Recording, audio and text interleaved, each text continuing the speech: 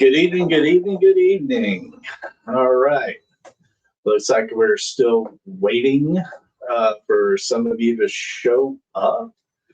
I know this was kind of a last minute spontaneous thing, but it is what it is. We've kind of talked about it. We've had some stuff happen and we thought, you know what? Yeah. It might be worth everybody's time to kind of see these type of strikes that can happen to YouTubers. Yeah. Bottle Assassin, good to see you. Steve, how are you, buddy? Yeah, a lot of things have happened this week. And some stuff that I feel could benefit, especially seeing how a lot of people that are subscribed to our channel also have channels. So it's something for you to be aware of and how to protect yourself from something that seems to be an ongoing issue with YouTube and other streaming platforms. Yep. We work hard on this. I mean, some people will repeatedly tell you it's a grind. It's a labor of love for us. We love what we do. We enjoy the content. We enjoy the brotherhood in the community. And you know what? What better way to look out for our brothers in this community And sisters. Yes, than to share some of the stuff that we've been going through, especially if you're coming up on the brink of getting partial monetization or even being monetized. Yeah, especially, well, it's once you're fully monetized. Yes, because these hits can steal money from you, and are they even legit? Well, we'll talk about that here in a little while. I'm going to give everybody a few more minutes to realize, oh crap, they're live. We got a bottle haul that we can share with y'all this week. Because, we did have a lot of fun yesterday. We were with Barrel Proof Banner and FOMO Bourbon 615 yesterday. We had such a great lunch at Mary Bobo's. Well, we'll discuss all of that in due time. We're going to give a few more minutes. Yeah, bottle haul. Yeah. But Steve, since you're on here, you should have let me know because I didn't buy any of the Jack Daniel's bottles. If you needed some extras, man, I could have done those for you. Well, you know what? Honestly, Steve, what you had talked about, possibly going back through and getting some more. I probably could have. All they did was just look at the ID to make sure we were old enough to purchase. We could have went through again a second time and really racked up. And I wondered, because I have seen a few channels where they showed up with all 5 of them. And I'm like, how, when they had a limit on the bottles? They've got 5 separate releases of those 375 hazmat rides. But they only did one, didn't they? They only dropped 1 yesterday. Okay. What are we sipping on? Dr. Pepper, Zebra. Right now, Dr. Pepper, we will get something going here. Any suggestions? I was kind of thinking of a Modelo Oro, actually. Something light. She's stepping out on us. That's what you did at Maker's Mark today? Yeah. Well, see, it's not like going through Buffalo Trace where they actually scan bracelet that's attached to your license. Yeah. So you could walk out for 30 minutes, come back in. They've forgotten who the hell you are. And why wouldn't you be able to grab some more? Especially if you got 50 people waiting to get in when the door's open. Yeah. I mean, by the time you go have lunch and you come back 4 or 5 hours later and you change your shirt from Buffalo Trace to Jack Daniels. Daniels, they're not going to know who you are. Oh, yeah.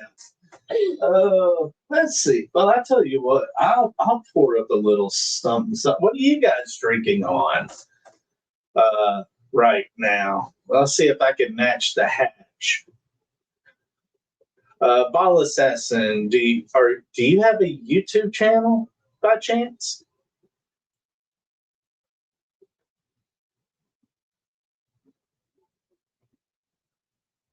He went back to the Buffalo Trace shirt today. I don't blame you. That's funny. I don't know that I thought about putting on the Old Glory shirt because air's on up here and I don't have it on downstairs. Hey, Chad. It's a little How chilly you up here. doing?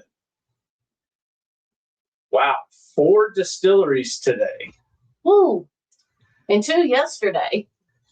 2 yesterday. We should have, Plus, we went bourbon hunting too. but we could have actually claimed 3 if we just pulled in Uncle Nearest. So Well, oh, you don't? Okay. Well, Steve, technically, we did drive by Uncle Nearest. yeah. So we'll go 2.5. How about that? I just hate that we didn't just whip in real quick so Kim could get her stamp and get her poker chip and then get back on the road. Well, no, actually, they told us They're not Uncle doing the Uncle poker Nearest chips doesn't right now. have poker chips right now. And they said that the last word that they got, and this was at the head of the whiskey trail, Oh, okay. they said something about Uncle Nearest has been temporarily removed from the Tennessee Whiskey Trail. Okay. Yeah. Hello, Mr. Mom. Hey, how's it going, buddy?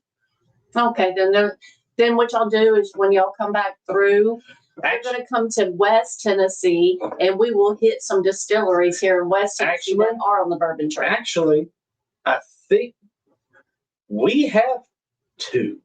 We have a book with the stamp and a extra poker chip. Yeah, but she's got her passport that she wanted the stamp because I told her that she could do the online where you download the link from the website. Yeah. Because I have my passport on my phone.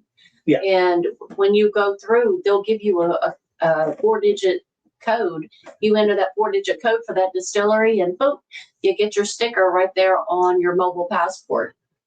And then if you want the chip, you just grab a chip and then you still got the poker chips.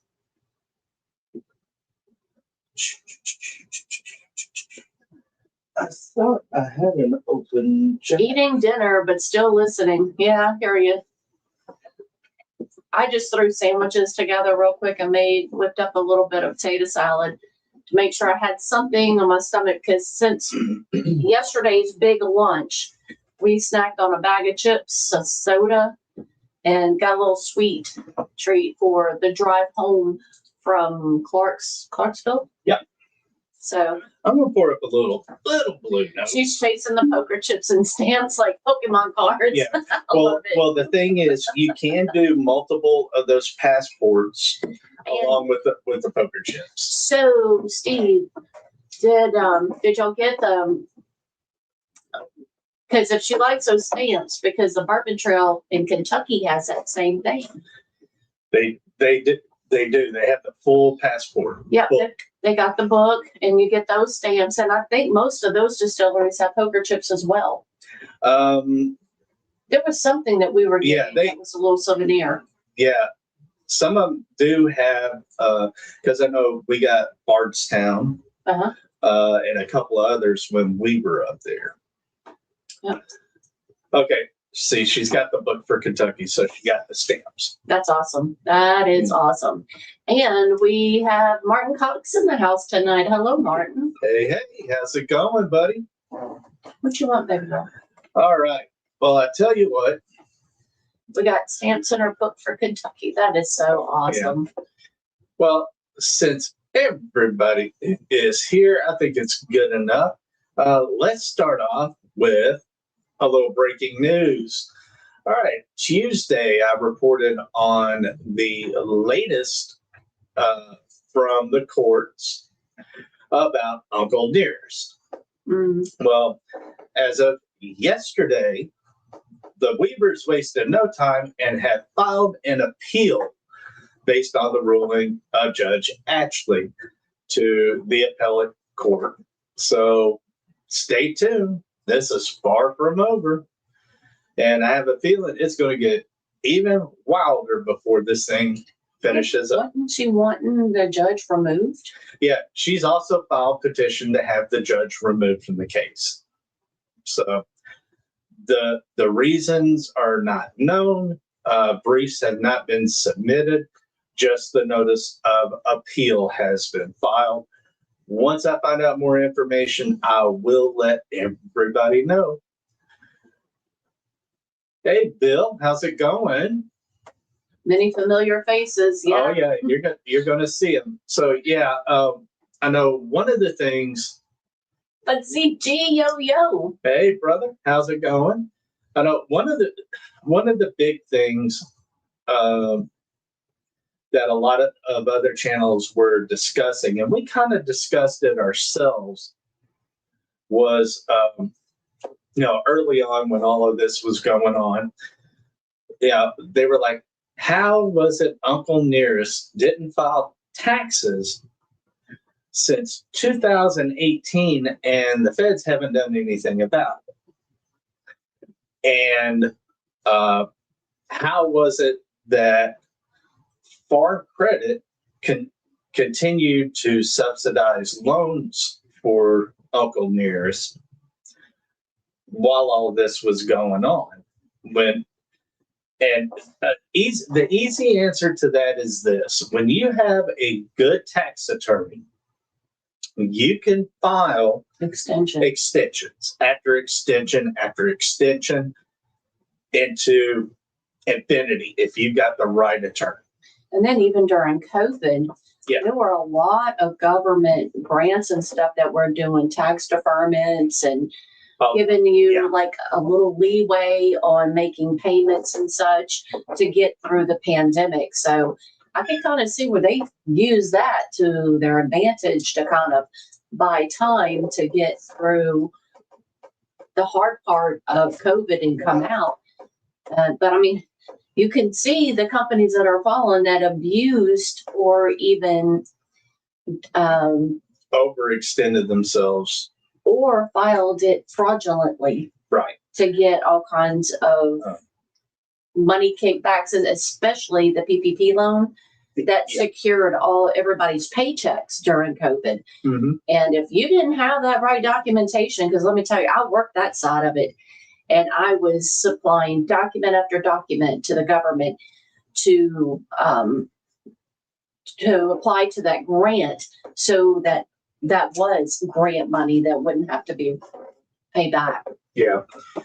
And as far as why would the bank continue to loan them money? A really big thing we need to keep in mind is during the height of all of this, what was going on? We were in the middle of that huge bourbon boom. Mm. Everything was through the roof. I mean, barrels of whiskey, selling for thousands and thousands and thousands of dollars. So the current market value at that time, and based on the accounting that was presented to the bank, there was more than enough room in that gap to cover and even expend more money to acquire this, because it was the middle of a bourbon boom. Correct. So, everything was flying off the shelves. Everybody had lost their freaking minds. And, and let's face facts. Fawn Weaver could sell ice to an Eskimo. Yeah. I mean, she's really good at getting out and promoting her product, promoting something that means something to her. I mean, looking back on it now, I'm kind of jelly, because at the time during COVID, if you went on unemployment, you're bringing in $800 a week. Yeah. When I hit for unemployment after I lost my position, $250. No, it was like $239 a week. Close enough. But there's a lot of factors that really need to be considered while all of that was going on, and see the totality of the circumstances behind it. Mm-hmm. Now, it has been determined that the books were cooked by whom still has not been concretely determined yet. So, but either way, we know it happened. So therefore, is there blame enough to go around? I believe there is, because you're a bank, you're loaning out, $100 million. I want to go see some assets. I want to put eyes on everything. We couldn't have got it without substantial. I mean, like, Oh yeah, you buy a house, guess what? Your house is your collateral, because if you fail to pay your house note, the bank comes in and steals your house from you. well, no, they take it. They take it. And sell it. Yeah. And you're left with nothing. Correct. So, I mean, it's kind of hard to take on a distillery, but the way they looked at it is if it came into default and they got the judgment, that's when they get the foreclosure. They could sell off the assets and recoup. Mm-hmm. Yeah, doing pretty good. All right. Well, since we do have a lot of people here on the channel, with channels, not just on YouTube, but on Discord, possibly Twitch, and other places, this is something you guys might want to pay attention to.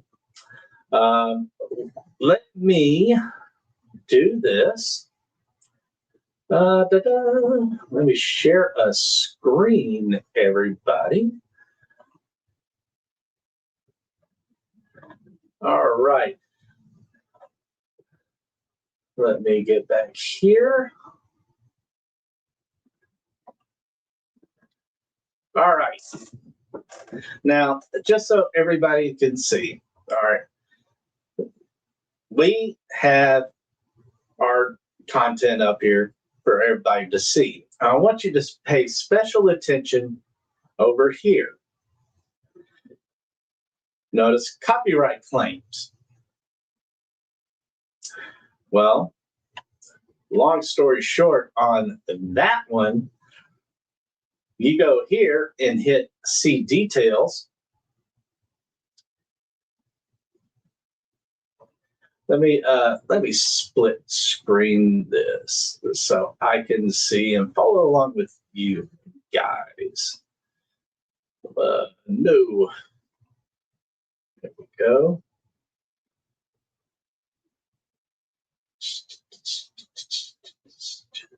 I think you have to hit that second one over on the bottom. I think I gotta do this right here. No, daggum it. Did you see them underneath, down where you've got it blue? Yeah. Go to one of the ones that do those splits. Let me see if I can make it a little bit. Well, it's okay. Anyway, you see that somebody filed a copyright claim on here on a piece of audio. I have disputed it and everything, but I want you guys to see these details. What do you see there? It's our intro. Our intro. Funny thing about it, they're claiming that the music is copyrighted. It's copyrighted, yes. So let me do this. This was a whole lot of digging, took several hours to try to follow through and figure out exactly where this is coming from. Who are they saying that we stole this from? Because we did go through a company who did the entire intro for us, including music. Let me get back to that here momentarily. All right, let me get back to the larger channel. If you see here, from the beginning to the end, content is audio. This is what they're saying the name of the music is and who the artist is. And pockets of and who the claimant is. The claimant is a company called Hawk that is representing a third party on behalf of the creator. Dying. And see where it says here, once you get monetized, the claim may affect your ability to monetize this video. Now, as you see, I have taken action already. But this is something we need to discuss. Let me pull this up here. On August 2nd of 2025, this company here, Cheese Motion, they make intro videos, outro videos, any type of short form content for creators. And as you can see, I paid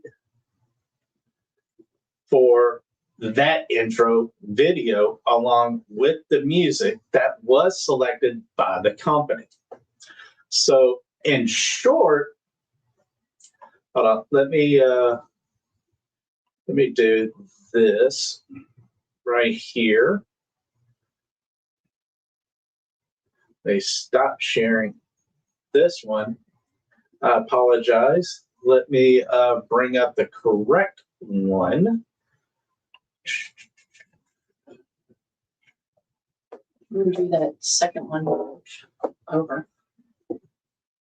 Okay, give me just a second, folks.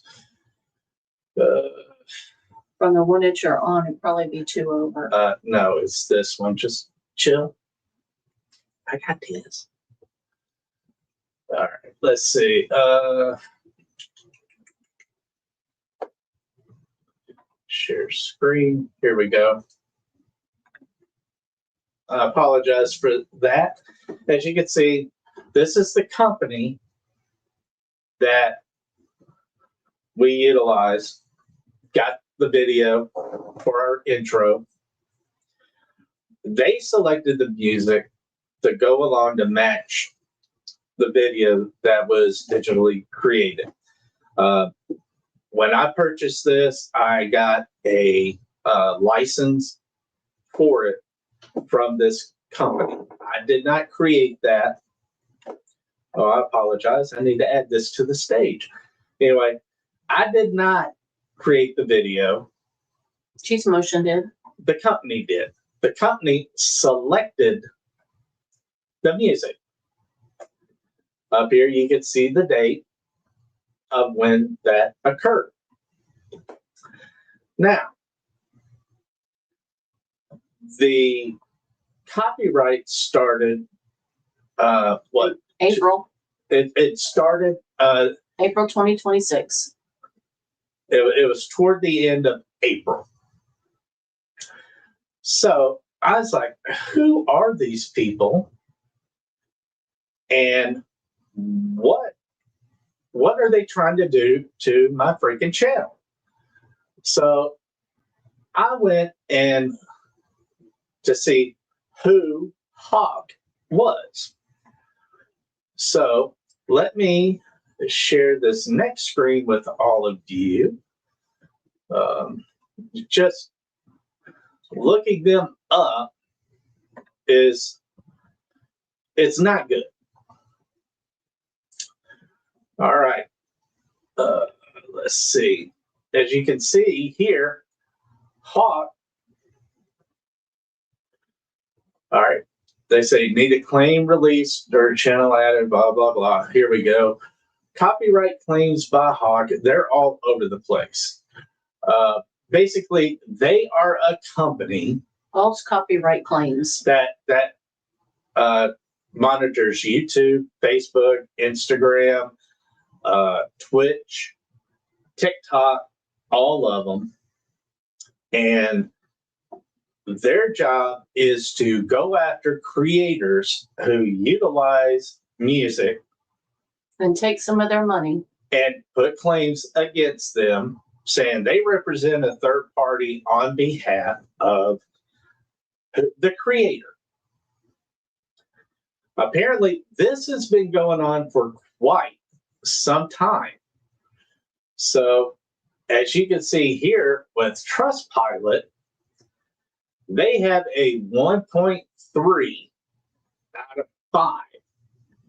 And as you can see here, another piece of shit scam, third-party company under YouTube, corrupted dirty, just wanting to steal from the small artists and prevent them from seeing monetization money.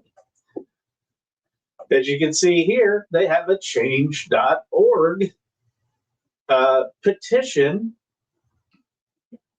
because people are losing money to them. People are tired of getting false copyright claims. So I went back and looked in YouTube to see, let me look up what they claim that song is. And let's see here. See if I can find out something about what this claim is all about. So looking at the name of what they listed the song as. Hunting in the Jungle. Right? Yeah. And who the artist is, I did a little sleuthing, assuming I'm a former cop. That's what I do. Well, lo and behold, here, and this is crazy. As you can see,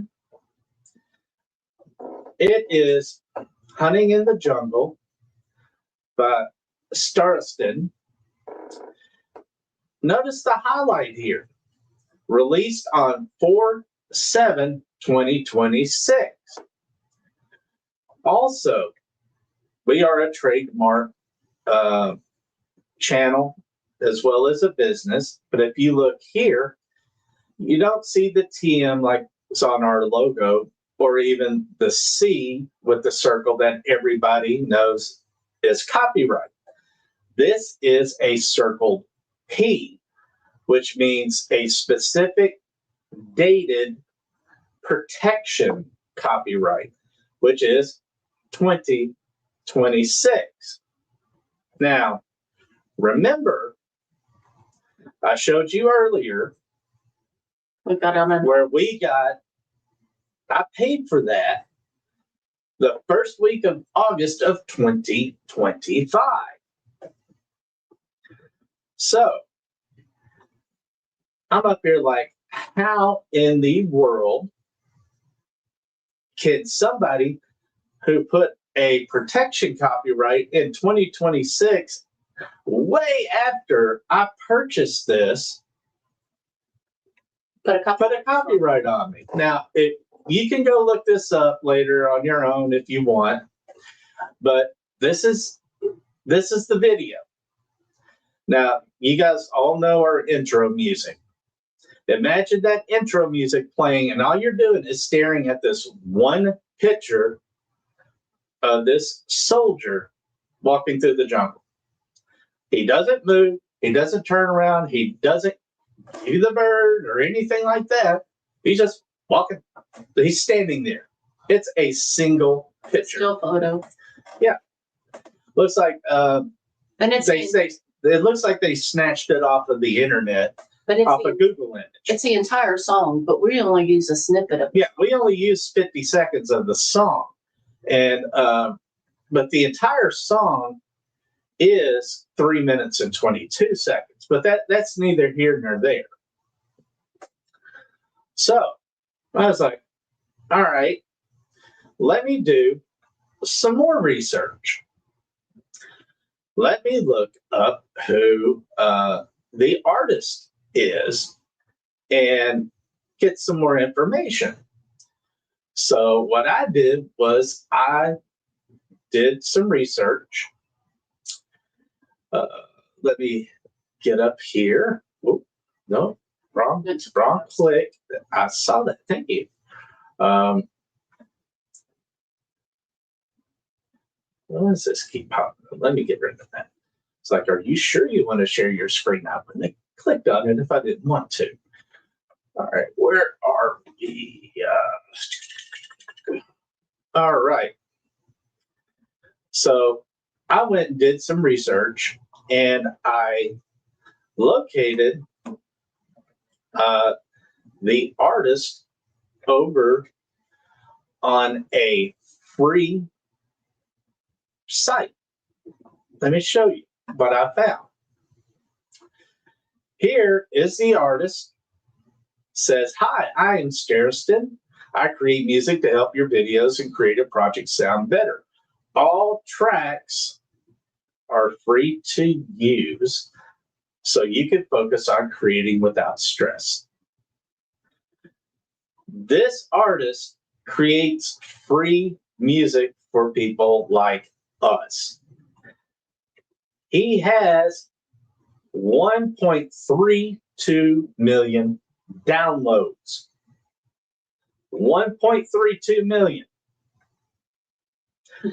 That's a lot. Now, notice, pointed out, free to use. These are not copyrighted songs to begin with.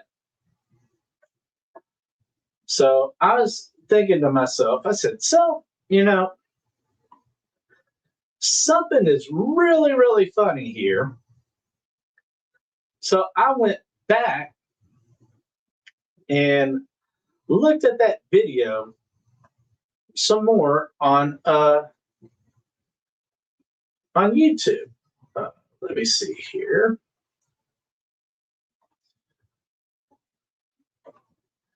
Bring it back up, bring you guys up here to the stage where I'm at again. Now, scroll on down. This was uploaded on April 9th of 2026.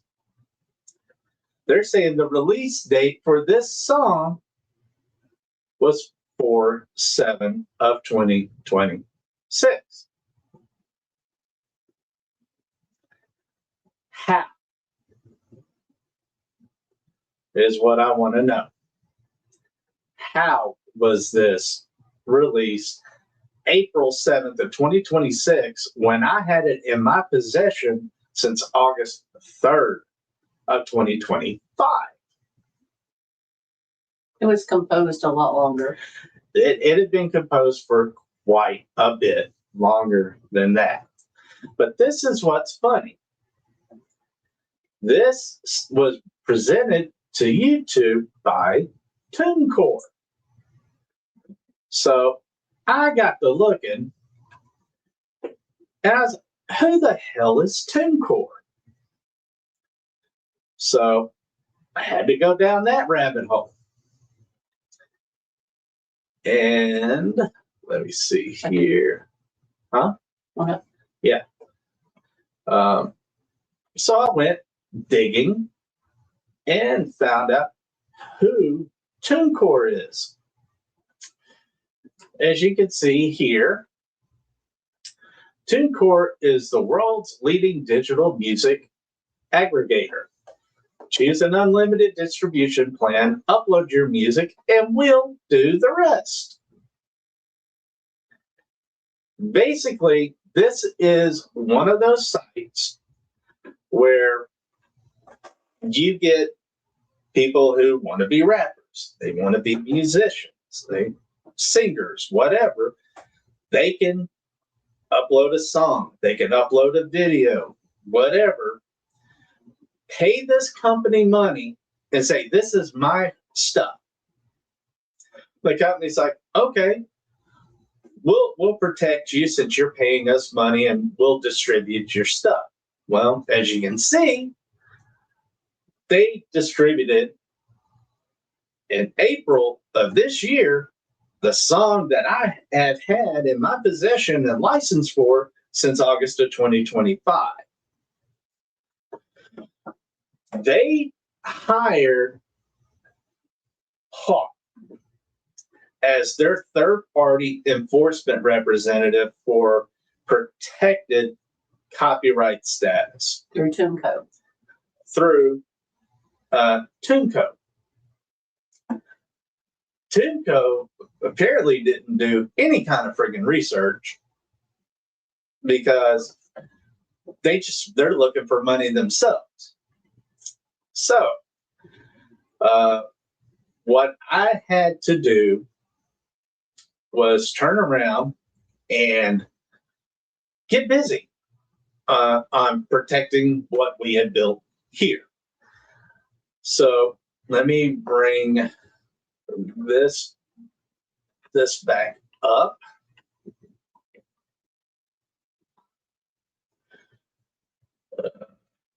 Here we go. And guys, I apologize. My hand's shaking a little bit because the more I think about it, the more pissed off I get about this. So, in a nutshell, what I had to do is see where it says, what can you do? It gave me options. It said you could either remove the music, remove the video, yada, yada, yada, or I could file a dispute on it. So I filed a dispute on it, and I put it under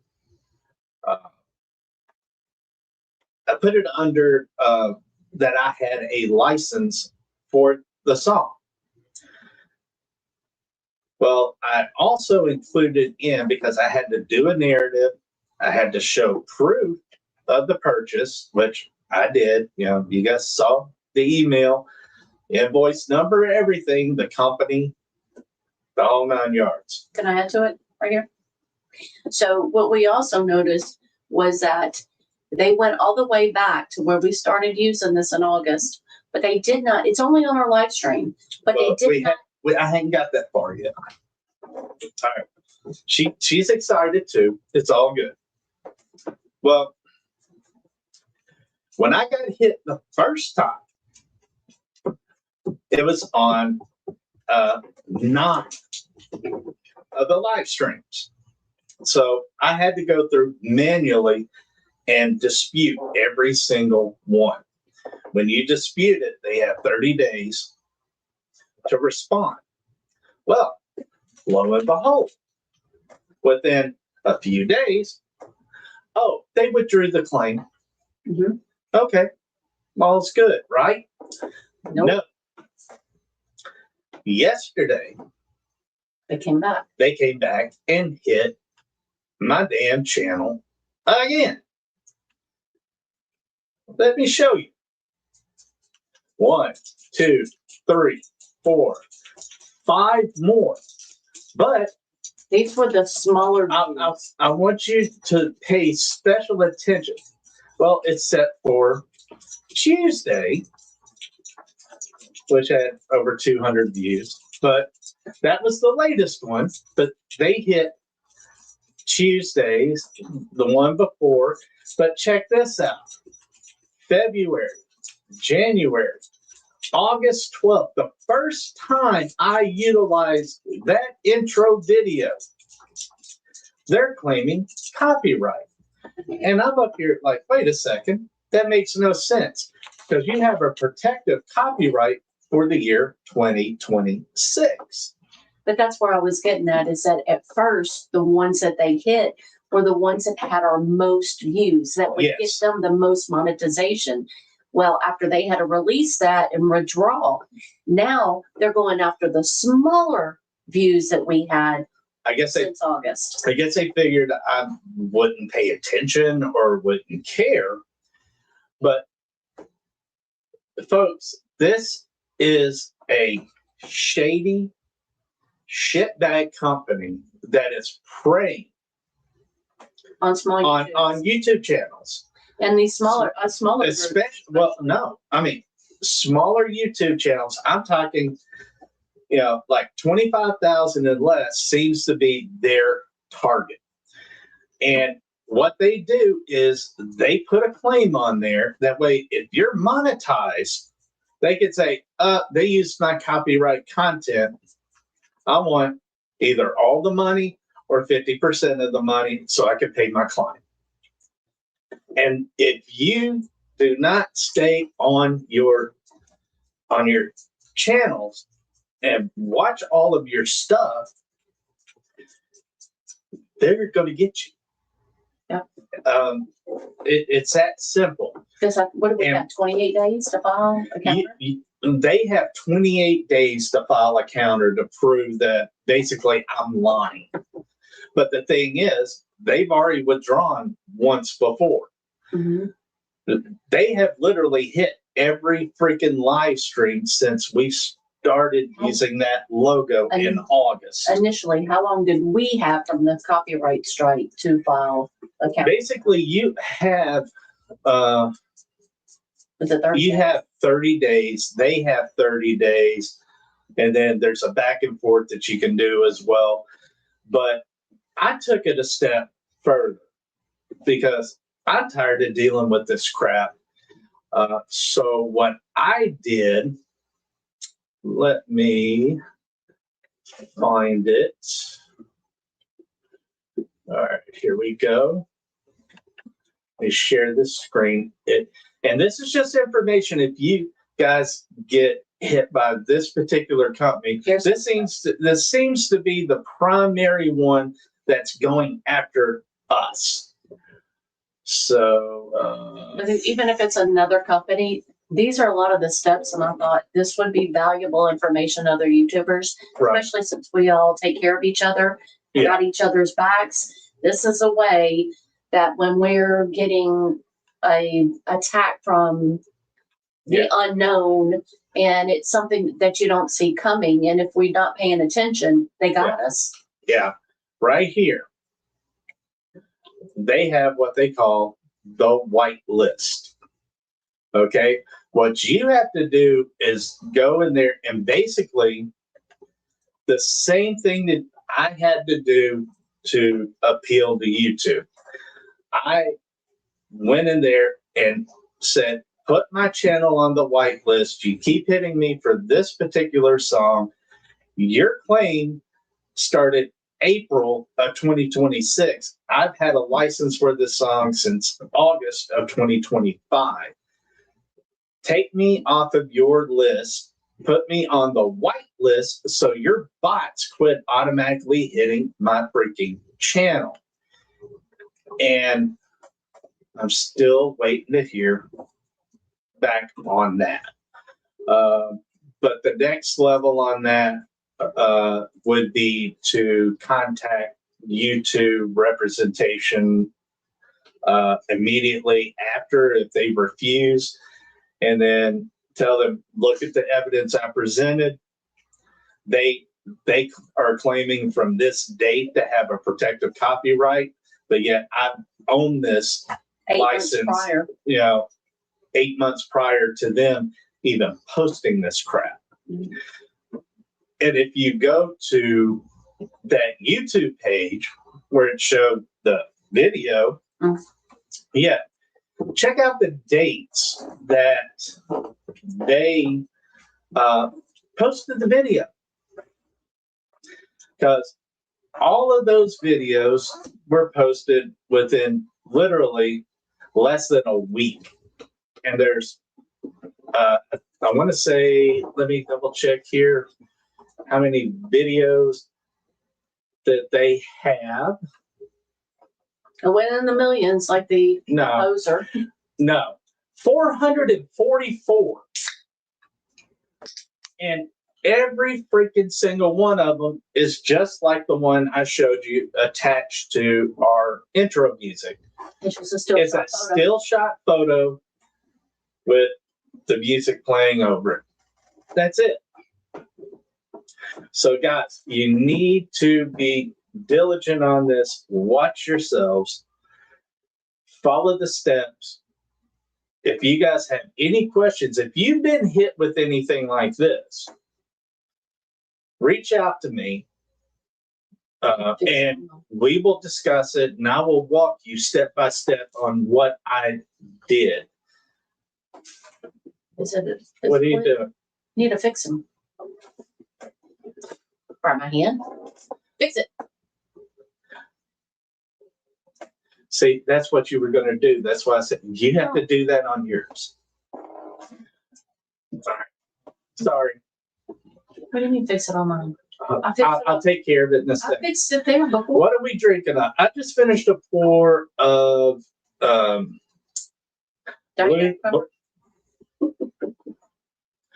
she finished the Diet Dr. Pepper. I had Blue Note Juke Joint Uncut Unfiltered. Yeah, I'm trying to give him a wrench. I'll take care of it in a second. Hey, Randall, how's it going, buddy? Hopefully you were here to hear all of this crap with that we've been going through with YouTube and what we did, how we have gotten to this point to fight this stuff. Because this company seems to be targeting people, especially channels that they see have potential for monetization soon. And I'm just trying to watch out for everybody here. Steve. Uh-oh. I need gas money to get back to Nashville. I'm sure he'll come and he'll hook up a rope and pull you to the airport. Especially since he was going for a fuel economy car and they give him an SUV instead. Yeah. But guys, yeah, just be diligent. Watch your channel. I literally got no notification on that. I was going through my channel stats And we found it. and all of a sudden I looked and I was like, what the hell is this copyright on here? And so I went through literally every live stream, every video to see. And it was only on the live streams. And it started on August 12th, 2025, the day I first utilized that intro. So, guys, if you're going into a store, if you are outside at a music venue, something like, be careful. If you do get hit with it, contact me, especially in a circumstance like what we're going through, where I paid another company for this service, for this item, which granted me a license to use basically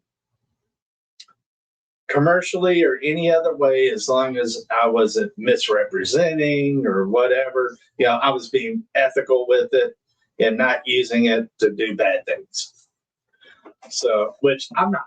No, they just said it's for like a copyright, like a business copyright, which I'm not using it for my business. Right. No, we're using it for the YouTube channel, which we do this for fun and to get to hang out with awesome people like you guys. All right. I like that. He needed the Forerunner for bottle storage. Yeah, you did, Steve. Yeah. You were doing really good keeping it all just to the back. I would imagine by now you got seats and floorboards starting to get filled. Yeah, well, unfortunately, we didn't help much in that situation either. So I can't put all the blame on Steve. All right, but guys, seriously, keep an eye on your channels. Keep it, especially you're approaching, or especially if you've already reached monetization. Keep an eye out. Check those analytics. Check that page. Live streams and your videos. Then look, because man, they'll pop that thing on you, and you'll have no idea. And if you don't respond, guess what? They're going to snatch your money. I mean, especially a lot of us who do bourbon hunts, and Yes. we go inside the stores and they got music, because Brennan's always having to fix the audio on ours to make sure that music doesn't get in there to where we get a trademark, or what is it? Copyright on it. Yeah. So, but I mean, even if we use music or anything, Yeah. it seems like they want to come out and come after. Yeah. So even on live streams, guys, if you have your stuff set up, even if it's pre-set up for monetization, even though you're not monetized yet, they will put a copyright claim on your shit so that when you do get monetized, they can go, yoo-hoo, you owe me money, pay up. Don't let these bitches win. That's right. We work too damn hard to do this stuff. Stay on top of it. If you get hit with it, give me a call, reach out to me, whatever. I'll walk you through the steps that I went through, because I did contact legal counsel who walked me through this.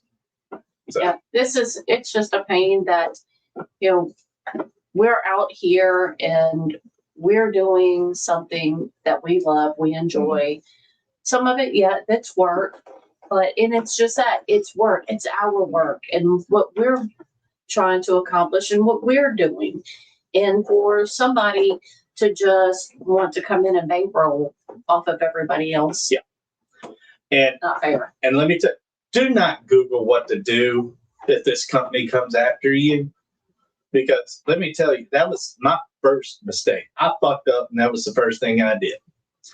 Because it tells you, even in the AI, if you're a small channel and you try to fight it and you lose, they can remove your channel. They're not going to remove your channel. They'll force you to remove the video, but they're not going to remove your channel. Yeah, it took us to a doomsday scenario from the start. So picked up the phone, called the attorney, and they're like, "Oh, we've heard of these people," and they kind of explained it, and they had me checking on the internet and finding out who these people are and shit. And that's when they said, "Okay, I'm going to shoot you an email, copy and paste this on every single video that they did a copyright on." And and that's the thing, you have to do it for every single one that has copyright on it. If you do it for just one, you may win that one, but you won't win the rest. And I'll tell you, my Gmail box for this channel, it's full of correspondence between me and YouTube about the appeal, including when they removed the last batch from it. Just for them to set up another batch. Just for them to come back, okay, you won that time, let's throw these out here and see if this shit will stick. So now that they've attacked every one of our lives, we got to watch going forward for this live. Yeah. Now, what I'll do is this. I should be able to share screen. When we get off of this live tonight, we'll hop over on the Discord. I'll give it a few minutes to upload and see if the bot hits this one, because I played the intro tonight, because then I'll have to do it again in the morning. But anyway, enough of the bullshit. Guys, love you. We just need to watch out for each other, support each other. And this is just a way for me to say, watch out. And if you need help, I got your back. Reach out to me. All right. Well, everybody knows how this is really getting to you, because your language has really been loose today.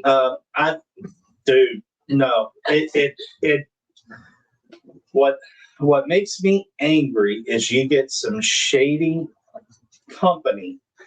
They're like these ambulance chasers. Yep. You know, these lawyers on TV, hurt in a wreck, call me, I'll get you some money. Yeah, after I take my 75% cut. Yeah. But, I can't stand people like that. So, anyway, let's move on to something more fun, shall we? Now, how about some butterballs?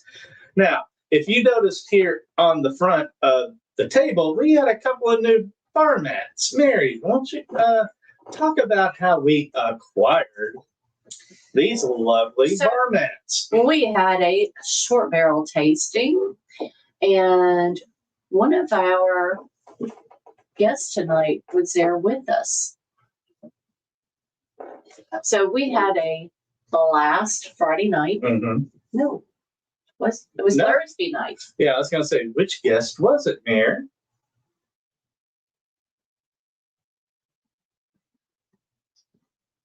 Really?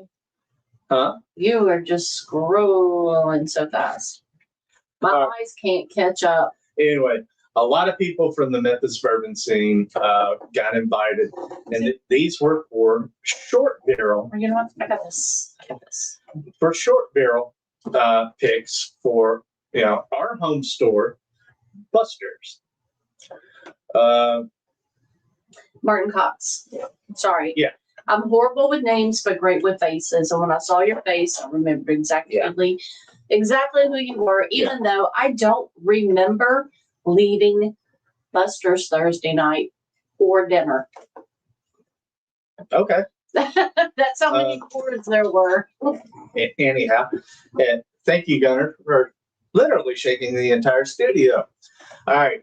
Mr. Mom, if you need legal assistance, contact the law offices of Dewey, Cheatham, and Howe at 1-800-PAY-ME.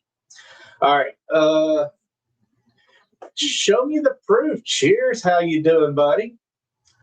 Let's see. Who could it have been? Inquiring minds want to know. She finally remembered. But anyway, it was at our home store that we talk about all the time. Martin was having a little trouble even also. Yeah. Oh, that was a lot. Well, especially after we got done eating dinner, that really didn't help. Well, what I do remember, and this is the last thing I remember, was that we had all these Glens of this short barrel, and there were like two that I really, really, really liked. Well, I made an infinity and poured them all into one Glen. Now, and then we brought everything out. We were putting all the Glens in so they go to the dishwasher. Yeah. I kept that one in my favorite. I finished my favorite, put it in. So I still had the infinity. Mm-hmm. So I ended up drinking everything that was in front of me. And there was, now Martin, correct me if I'm wrong, there was about 15. At least 1 ounce pours. Yeah, at 15 1-ounce pours, and 2 of them were hazmat. I do remember that. 2 were hazmats. They were delicious and everything, but man, that was just a lot to sit down. And we were there just like a couple of hours. Jamie wants to know where we got this from, and I don't recall. Who? Oh, Jamie. Where did you get your big pour decisions, Matt, from? Jamie, I will shoot that to you in a private message once we get off, because like I said, the channel's kind of under the microscope right now. I don't want to post any links that could get us in further jeopardy. Yeah. But I got you. Okay. Or jump into Discord once we get off here. We can talk about it over there. Yes. Discord doesn't care. Yeah. Anyway, so like I said, Martin, you correct us if we're wrong, but I think it was 15 samples total, and they were at least 1 ounce. Some of them were actually a little heavy pours. Yeah. And but it was quite a scene when we were all stumbling out the front door of the store, going to the parking lot.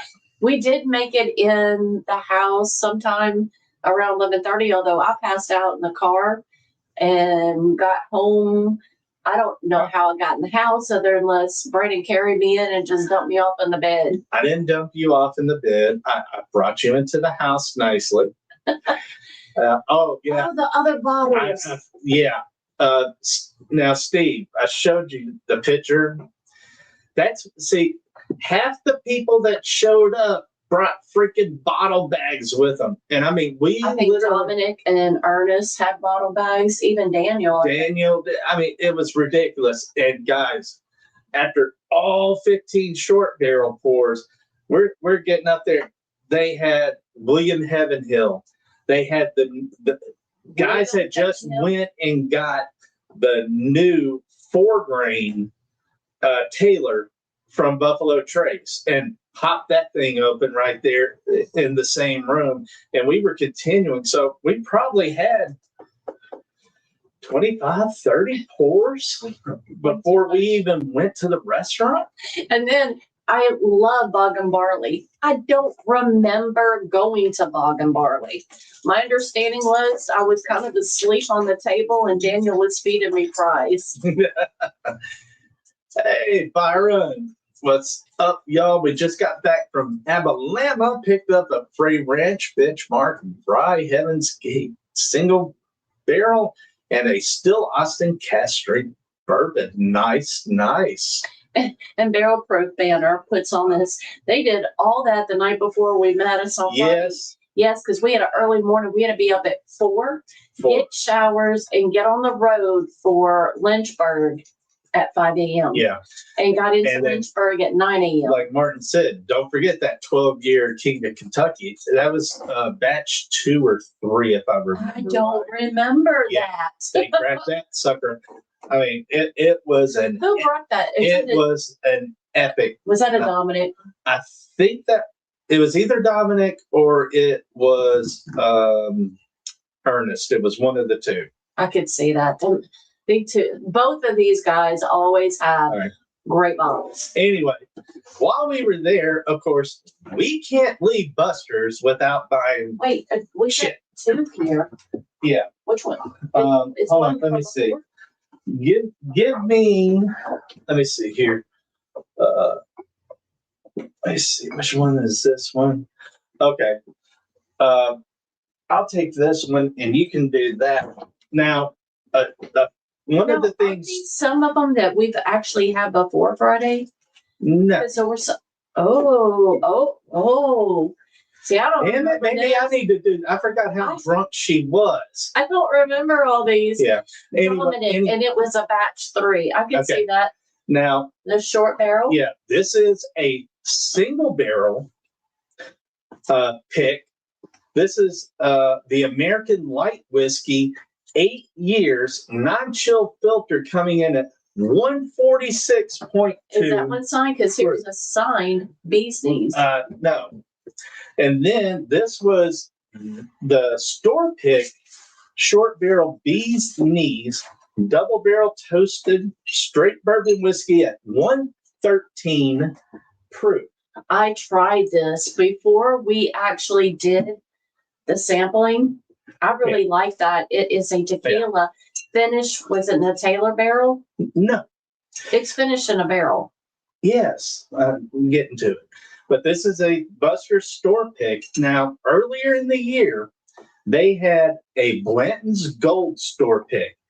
They sent the barrel to Mexico, and this was finished in their Blanton's Gold store pick barrel, and then sent back to them. They had, I think, 5 bottles on hand of that because the distributors send them to all these other stores, and they're having to go back and collect all these bottles to get back to Buster's, their store. Save that. All right. Now, also earlier in the week, we went out there because before that, they had selected some Old Dominic single barrels. They had 2 of them that were, like the regular. This is the straight Tennessee whiskey store pick, 6 years, 122.4. They also had a bourbon around 121. We picked it up. That's open downstairs on the bar. This one is their Stayed Finish series single barrel. Notice the different looking bottle sticker. This is technically the French oak stays, but the one everybody's been talking about was the the mocha. Excuse me. This is their version of that mocha. And then to top the evening off, Mary. This is what relationships are all about. We got that beautiful bottle to add to our selection of Weller. I've had Josh's CYPB, so I've been after one ever since. He goes, well, I don't have a CYPB, but I do have this. Yeah. So this one will be joining its friends up here. Family. It's family here. It'll be joining its brothers and sisters here on the Weller shelf as part of our selection. So if you guys are in the Memphis area, make sure run by Buster's, because as far as I know, they still have some of these available. So go check them out. You'll be glad you did. And I think this, what does that say? Don't? Yeah, it did say don't sell. He had these marked off for us for the okay. tasting. Okay. All right, So we those picked up a new Sazerac AJ Bond Tennessee whiskey. I loved it. My wife Amy did not. Oh no. Okay. Queasy. Yo. What's going on, buddy? All right. Let's We Mary. tried the AJ Bond last night at the Bourbon Hunt. Nice. Oh yeah. Okay, we're gonna have all the short barrels. We're gonna have to go through here and reorganize the everything. heck out of this. We Just set them up over there. That'll be fine for now. We got to make some room. Yeah, we do, because we still got stuff downstairs that's got to come up, Yeah. and more stuff in boxes down here. We got floor whiskey. Yeah.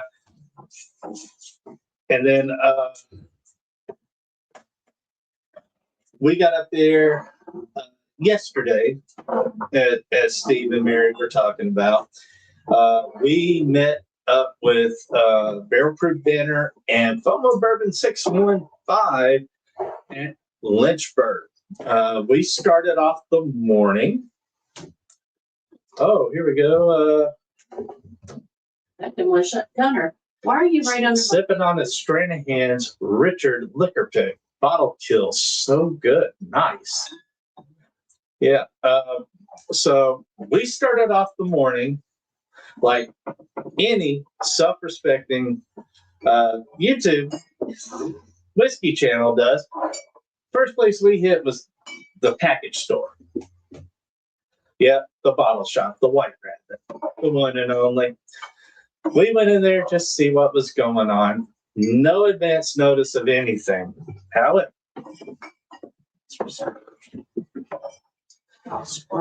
we did get a little something.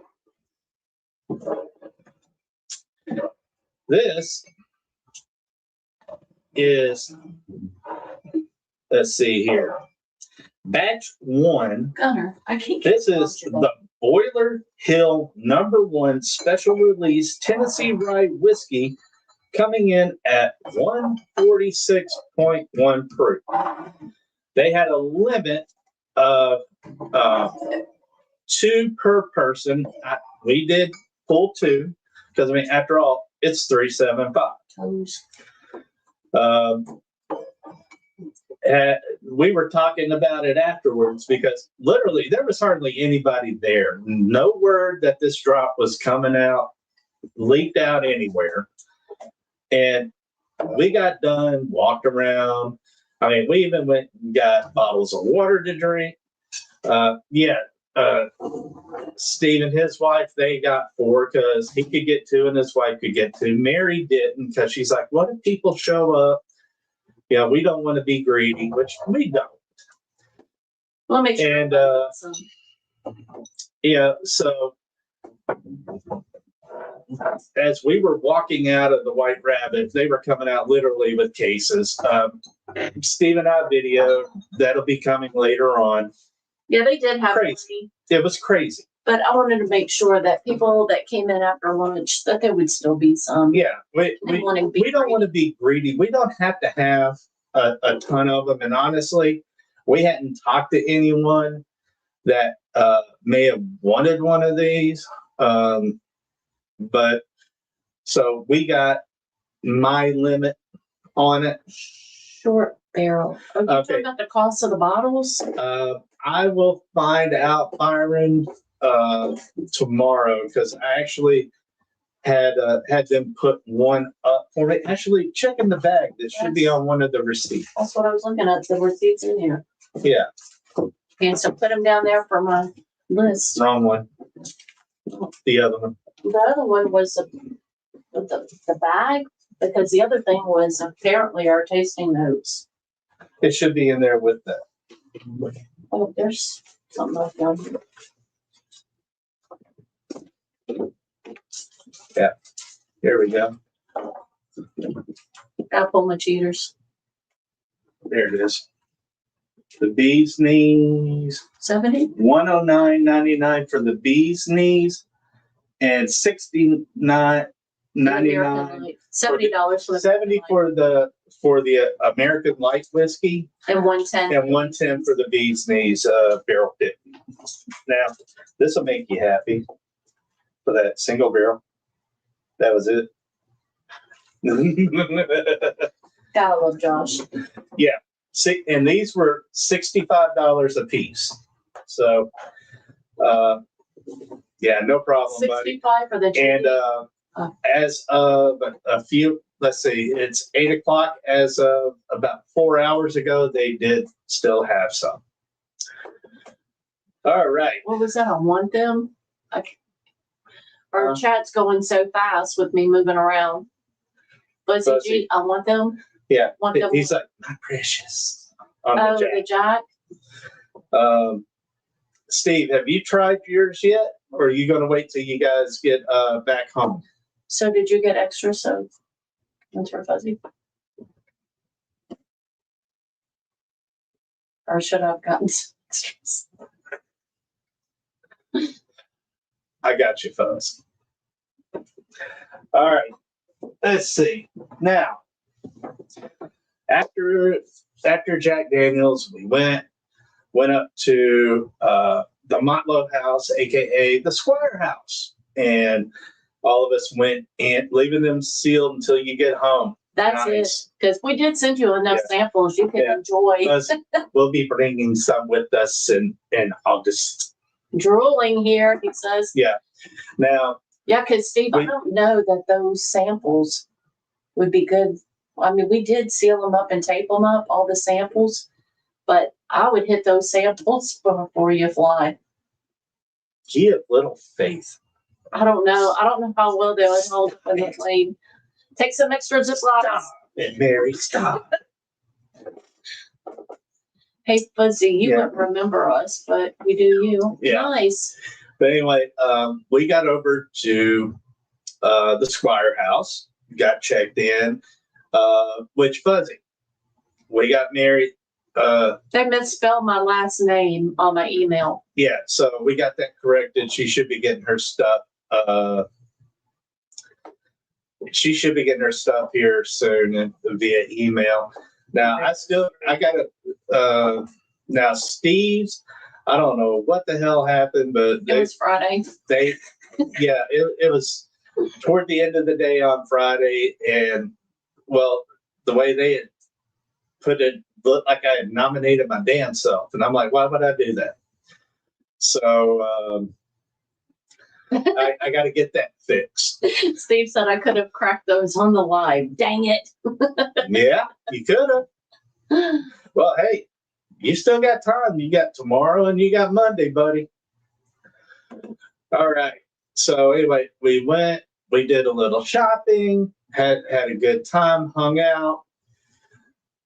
We left there, went promptly over to Miss Mary Bobo's for lunch. And let me tell you guys, if you have never been and you make that pilgrimage to Lynchburg, book, they serve their meals. You have 11 o'clock and 1 o'clock. Oh, they also have a tour through Jack Daniels. If you do that tour, and it includes the Mary Bobo lunch, and they'll bring you in the bus and drop you off right in front of Mary Bobo's right at lunchtime. Yeah, Steve, you know, like that old commercial about I unfriend you, and she's like, that's not how this works. You know, yeah. Yeah. Byron is wearing a Squire shirt today. Yeah, I gotta order me one. They have them there, but but now it was a life-changing meal. They had the fried chicken. They had the fried chicken, the roast pork. They had okra. They had the collard greens, the cornbread muffins. I mean, and casserole, the hash brown casserole. What's up, sir? How are you? Welcome, welcome. And of course, they always have to have the Jack Daniels apples. Yes. those really do work well on all of their desserts. Unfortunately, Saturday is the fudge pie day, and they did not have we any missed it by one day, fudge pies. but they had the We had cheese blackberry cheesecake, which was made great. with the Jack Daniels. Yeah, with the Jack Blackberry in the blackberry sauce. Not coming back, we didn't. We actually took a more interesting route. We'll get into that here in a little bit, Byron. But normally, yeah, we take 64 there. Mm-hmm. Yeah. Oh, yeah. Man, that Steve, that hash brown casserole and the fried okra. Mm-hmm. What? Yeah. That Yeah, they was some brought good 2 stuff. rounds of the okra to us. Yeah. Well, anyway, we got there. Now imagine half the table, you got a bunch of YouTubers, and the other half were a bunch of nurses and first responders from New York State. And an HR. And, and an HR person. Yeah, one of them had a cannon shop. Yeah. Dude makes parts for cannons. And I told him, I said, dude, we need to talk. But anyway, yeah. Went right by your house. All right, hey, Byron, you're going to have to hop in Discord. We'll talk about that, buddy. You know where we And, live. Everybody knows where we live. It's not hard if you know where Oakland Yeah. is. Yeah, good to see you, Joe. Welcome, buddy. Hope things are going well for you and the brand as well. So anyway, after we sat there, introduced ourselves, and got to know each other, we got a little history of Mary Bobo's and Jack Daniels and their affiliation. Ate ourselves silly. We all barely waddled down the stairs once the meal was over. And you left the umbrella up there and I had to grab it. And you say I'll lose the umbrellas. I plead food dementia. There was so much food. We went outside, and we were doing good to make it that damn far after eating all that food. We blocked the sidewalk for an hour. Everybody was coming up, getting off of the tour buses and everything. Now they do have the Day at Jack tour, where you literally go all over the grounds, and then you get lunch at Mary Bobo's. It's all included in that. Guys, check it out. It's worth it. Now, Steve, buddy, now the pleasure was ours, man. The company was awesome. Yeah, we're definitely going to have to do some more stuff like that in the near future. Just for anybody who is interested, I'll kind of give you a little insight on Mary Bobo's. You do have to make reservations to get there. And whenever you book your reservation for however many people in your party, you got to be prepared to pay it right then and there. Yeah, it's paid in advance when the reservation is made. It's family style, which means unless you're bringing in about 15 people, you're going to be grouped up with other folks. Mm-hmm. So just get ready for that. But it's cool. It gives you a chance to meet new people. We've been in both situations where we filled an entire dining room with 30 people. Yeah. And we had a smaller dining room and we filled it up. I think we had 12 or 13 people. Something like that. But you always have someone who sits at the table, that our hostess. And these people will kind of tell you what all's going on, the food that's coming about.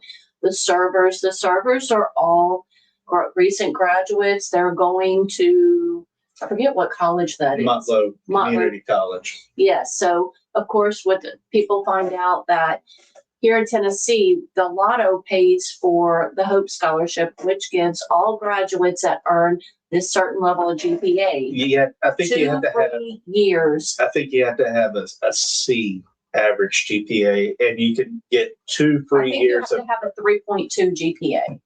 I don't know. Anyway, they make this but they get their associate's degree through it. It can lead to an associate's, but you get 2 free years of community college upon graduation. Doesn't cost the parents anything other than like the books and lab fees. But as far as tuition, it's covered. What exactly? And then what Mary Bobo's has is they have this where they take local graduating students who are going to Marlowe College. Well, they graduate from the local high school in Lynchburg. And then they're going to college there At Motlow. At Motlow. So what they do is they have an internship where these kids come in. They're there for basically 2 years. But every year you've got graduating class. So they're about next week, they'll have like the freshmen that are going to be attending college this year are going to be coming in. And over the summer, they will be trained by the graduating, because you have kids that are going into finishing up this. They're just graduating with their associates now. And what they do is all your tips get divided for these kids, and because they pay for their books, their living expenses and stuff on the scholarship. And gas to get to and from. This goes with the scholarship that to help them, because these kids basically divide this money up, and a lot of them are saving it so that once they finish their associate's degree, they go in to their bachelor's degree, and a lot of these kids put up enough money to pay for their bachelor's degree and come out not owing anything for college, which is fantastic. Well, I'll tell you what, Mary, you want to try a little taste of this real quick before we continue the story? Sure, we can. All right. We'll use it in a square glass. Why not? Ooh. Now, that is one thing about Jack Daniels. They got some nice heavy-duty seals, but they always include perforations. Yeah, we didn't get to try this. Yeah, they are very polite, fuzzy. And that's the one thing I do like about it too, is that when we all leave tips, and I totally forgot to stop by the bank to grab some extra cash before we left. Naughty person. So all of the tips go down, and you've got the kids that are servers for the day, and some are dishwashers. They switch off their jobs all the time. So they divide the pot between all of them, and it's basically all the students there that get to divide this every day, and they take home those tips. Yeah. So anyway, fresh cork pot. Nice. Now this is hazmat, so we're not going to pour a whole lot of this. Yeah, I haven't really been feeling like bourbon today. We had quite a bit yesterday and the day before. Well, the day before, yes, but yesterday I didn't really. I drank some Shine. You had a flight. I did a flight of Shine because I was just like, I don't need anything heavy. Yeah, but man, the viscosity on this is wow. Okay, I am definitely getting a rye on that nose. Yeah, the ethanol. Well, I mean, it's fresh crack. Help it out, Mary. Give it a little swirl. Below in it. Yeah. But we got done. We managed to walk outside. We hung out for a while just to kind of get our bearings, because I literally felt like the guy on Aliens where it was getting ready to pop out of his stomach. Yeah, so we needed to walk around. So we walked down the street because Barrel Proof Dender's wife wanted to continue shopping at the general store. And I literally felt like my feet swelling in my shoes. Yeah. There's so much, I guess there's a lot of sodium when you get home cooked food like that, especially when you have fried foods and stuff. And I swell every time I eat it. It's worth it. But I'm uncomfortable for the rest of the afternoon. This thing's opening up nicely. Are you jelly fuzzy? Peanut butter jelly time. But this is not taking very long for this to open up. Us too. Okay. Is that jelly or enjoy the food but are miserable jelly for the rest of the jelly. day? Okay. It is nice. I'm not normally a big rye girl. It gives you know how the single barrel proof ryes, they kind of give you a slight cola note on the nose when you go high on it. I was going to say, I get a cola note because I just finished a Pepsi Zero. But it's not like a Pepsi. Like I was saying. That's sweet. Remember those Mr. Pibbs, the knockoff Dr. Peppers? Yeah. That, they're like, we don't have Dr. Pepper. We got Mr. Pibb. Is that okay? Did I ask for Mr. Pibb? Anyway, which one? There's a burr right here. No. On my head. Right here? No, this is the 6-year. Behind it is the bottled and bond. We have 2 of them that you can see. Yeah, he said it's a Doc Holliday BIB behind your head. Bottled and bond. Yeah. Yeah. No, that one's the 6-year. But the BIB was right behind it. The bottled and bond is behind it. This one is 58.5%. So I do like some Doc Hollidays though. And y'all will see that. So anyway, after the shopping was done, we all went back to right around the midsection. Yeah, we all swelled around the midsection. I was worried I kept pulling my shirt down just in case my button popped on my shorts, so I wouldn't put an eye out. Okay, there's and it could be me because Mary did give me a dill pickle with my sandwich earlier, but I get like tiniest little bit of dill. So, Drew, I hear you, because I'm not much of a rye girl, but I have learned I like younger bourbons. That way they're not too oaky. But when it comes to rye, the older they are, the better, because there's more barrel influence and you get less of that rye spice or mint on it. So try some of those 8 to 10 year ryes. Or older. Yes, and you will find they take on a whole new profile. Now, you see, my nose is going into the glass now. The ethanol's dissipating. It's waking up. But it tastes like a Band-Aid? Oh, no. No, ours. Oh, the bottled and bond? Actually, we just got that one a couple of weeks ago. We hadn't even cracked it yet. No. Now, this one, oh, man. It's not rye bread. I will say most of the time, if there's 2 offerings for something, one's a bib and say one is a cast strength, I'm going for the cast strength because to me the bibs just always taste it like they're proof down too much. Well, that's because they're proof down to 100. Yeah, but they're too much. They lose so much character whenever you proof it down in a bib. Yeah, everybody likes a handy, Drew. But yeah, not something you can drink every day and not the easiest to come by. Now, I will say the SAS 125,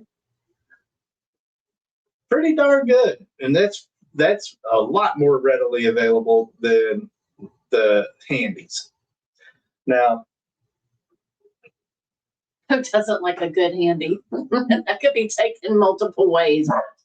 Yes, absolutely. But now going to it, man, Grace. This is spicy. I'm getting almost like a clove on it. There's a little mint. Yes. That dill that I thought I was it's gone. So I have a feeling I think it's leftover pickle. It was leftover pickle juice. Yeah. Let's see. Picked up another one of those at the distillery the other day. Okay. What the Jack hazmat rye? You can't afford them. Handy. I'm not sure. Who can't afford them, buyer? Oh, I can't afford them. Okay. But man, we wait for them to come in and be offered at a good price. But we typically don't ask. We pretty much are exclusive at Buster's, and unless we're traveling. Yeah, I mean, as far as like if we're offered something, because we never expect to get a highly allocated when traveling, because we're just going in and filming. Every now and then it's offered to us, and if the price is right, yeah, we'll grab it. Oh, okay. But usually those that we grab when we're on a hunt, it's usually recommended by a subscriber, and we like to pay it forward and get those bottles out to a subscriber instead of us drinking them. Man, But as far as like the stuff that's allocated that we would hunt, Buster's knows our palates and knows what we like. And typically when they have something in, they already know what we want. And they just usually, I never ask for it unless, they'll tell me, hey, I've got this or I've got this. They'll send me stuff because they know I'm an Antique 107 girl. Yeah, I saw those pictures, Drew. Yeah, and snakes upon snakes, and the snakes were full of snakes. Yeah, I saw the pictures. We've been really enjoying trying to find bigger budget bottles. They're out there, buddy. Trust me, they're out there. Yes, oh my gosh, that's where I gravitate to, is a lot of the smaller, what I would consider more of a craft distillery, because they have something so different, and those off profiles are something I gravitate to. Yeah. Just so you know, I don't know if you can see, but it's barely making legs coming down the side of the glass. All right, one just dripped. Everything else is still hanging around the edge. Wow. It's that viscous. He's in Kentucky. I don't know which distiller, but we got there at 5 a.m. hoping to avoid some. Buffalo Trace. Oh, but you just have to be in that line. Well, they had the police. They had the police out there and stuff. Oh my gosh. Yeah. I know we would get there at like 6 or so. And one day we were like the first vehicle in line. Yeah. And then the rest of the time we would be like maybe 4 or 5. You drank yours already? Yeah. And then one time we were all the way around the corner. Well, did you offer any nosing or tasting notes for these people? I told you, we've talked about it. You were paying attention to me as usual. I told you I'm not getting a lot of rice spice. I was getting a little. We were talking about the nose, and then you've been talking about dill pickle. Anyway, guys, it's evolving very beautifully.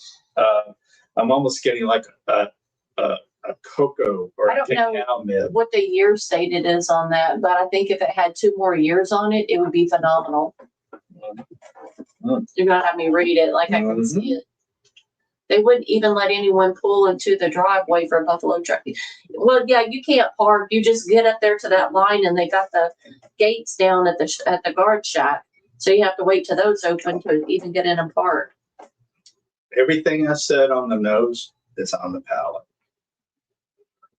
That dark chocolate, almost cocoa, a little mint. Just say bottle date 4/1/26. I'm not seeing an age statement. It was barrel 7/7 of 17, 4/1/26. So just shy So you're looking of at 9 years. Just shy of 9 years. Okay. Anyway, let me get back to this. I mean, just maybe one more year would kind of take care of that mint, that tightening mint note on there. But that's about where I like them when it comes to a rye. Is I'll say a 10-year rye, 10, 12 years to me are really good. in a word, damn. It's a tenured hill now. But that first sip was a little sharp, sides of the tongue. It was warm going down. I didn't get a hug. Second sip, much sweeter. It's more like a dark chocolate with mint, but you get that clove, cinnamon spice, and everything. I mean, this right here, if this was fall, yeah, that would be a good fall for. This would be perfect. I'd be having to go raid the distillery for more. Okay, out of curiosity, Drew, what turns you off about a rye? Is it that rye bread, or is it more of that mint note?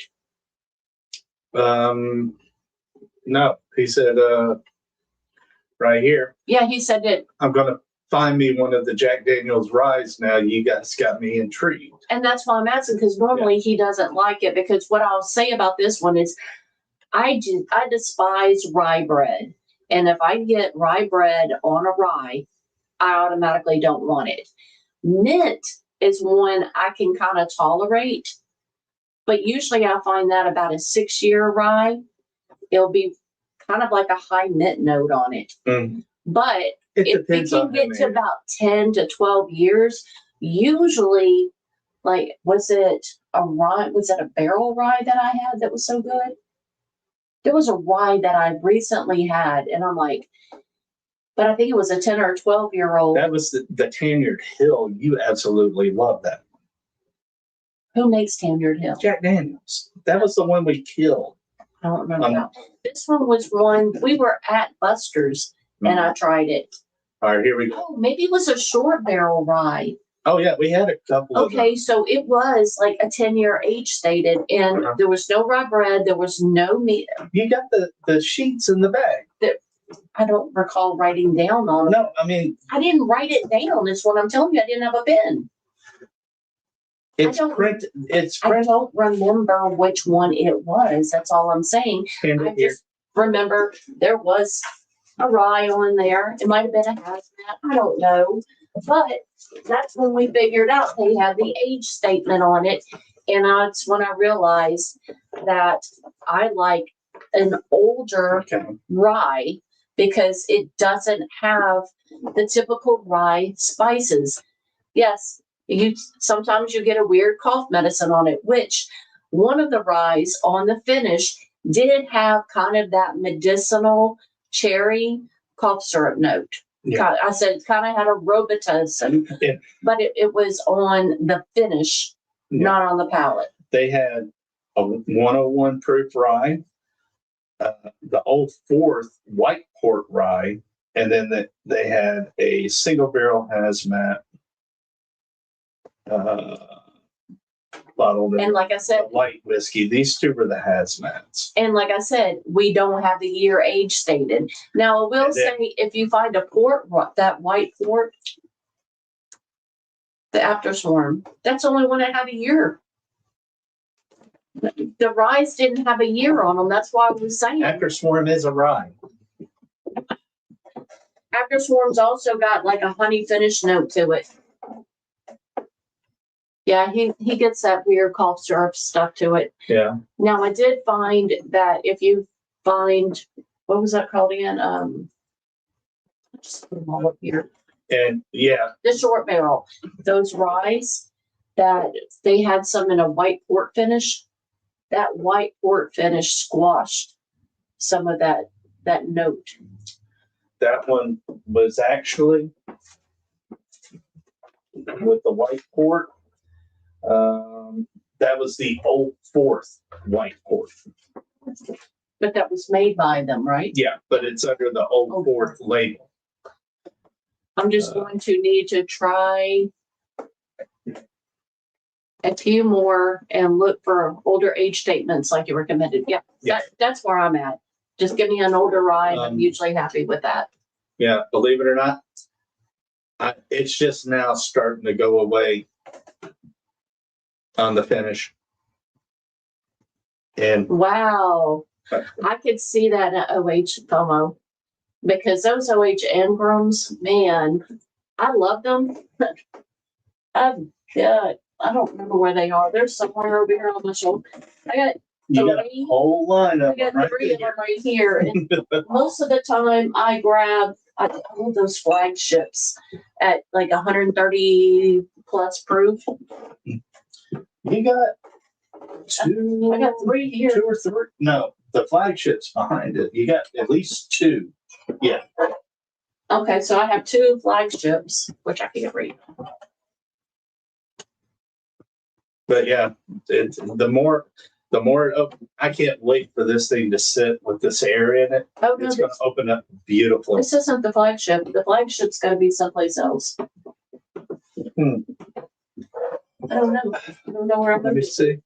Because this one is just the single barrel. Okay. It normally we got whiskey everywhere. And this is a Buster's pick at 125. Yeah, single barrel. And this one is 120.6 proof. But anyway, after we got done there eating, man, the ride is so good. We went up to the main visitor center where everybody usually parks, and went and visited in there for a few minutes, and we immediately left out of there. Oh, Nashville did a pick of it last year. I bought 8 bottles. Nice. We left out of there. Bomo and his beautiful wife had to leave.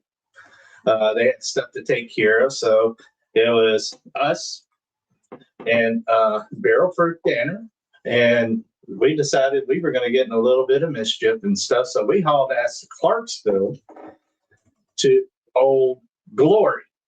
Do we both have one or just me? Just you. Yeah. Oh, glory. We had fun. Yep. And actually, I just couldn't make up my mind and then decided against, because I tried a whole flight of shines.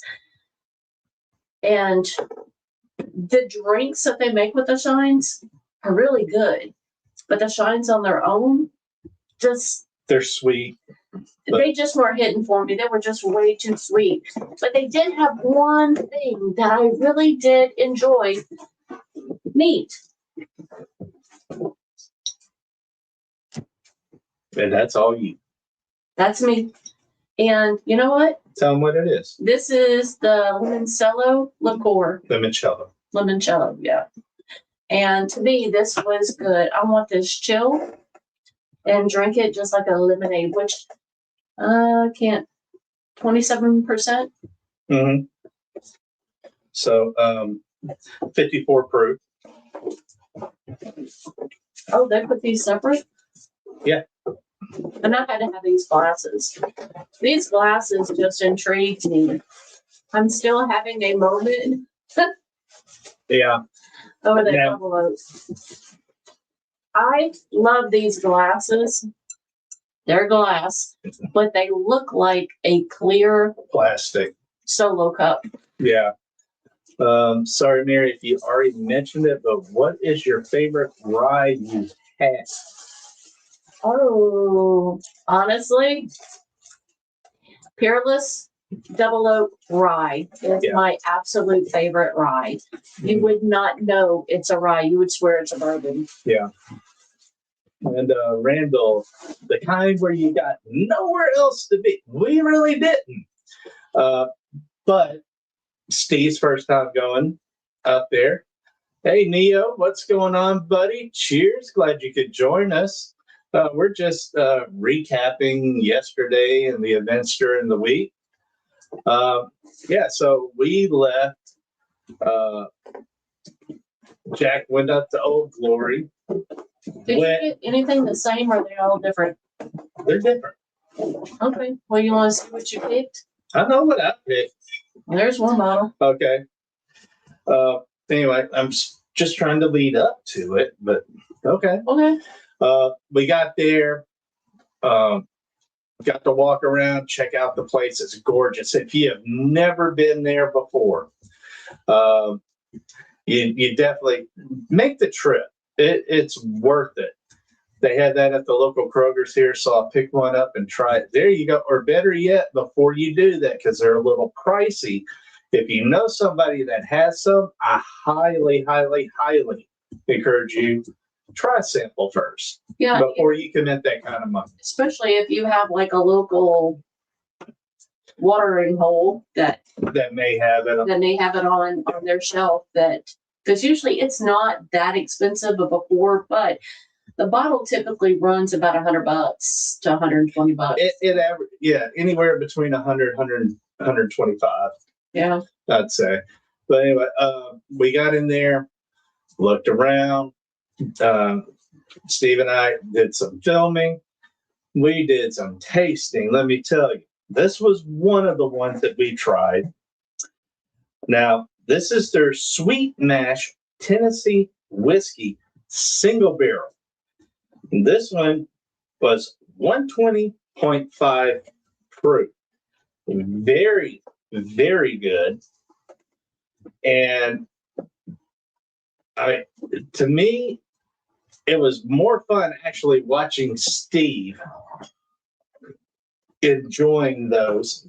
Oh yeah, this is what it looks like. I thought I had one open. No, you killed it.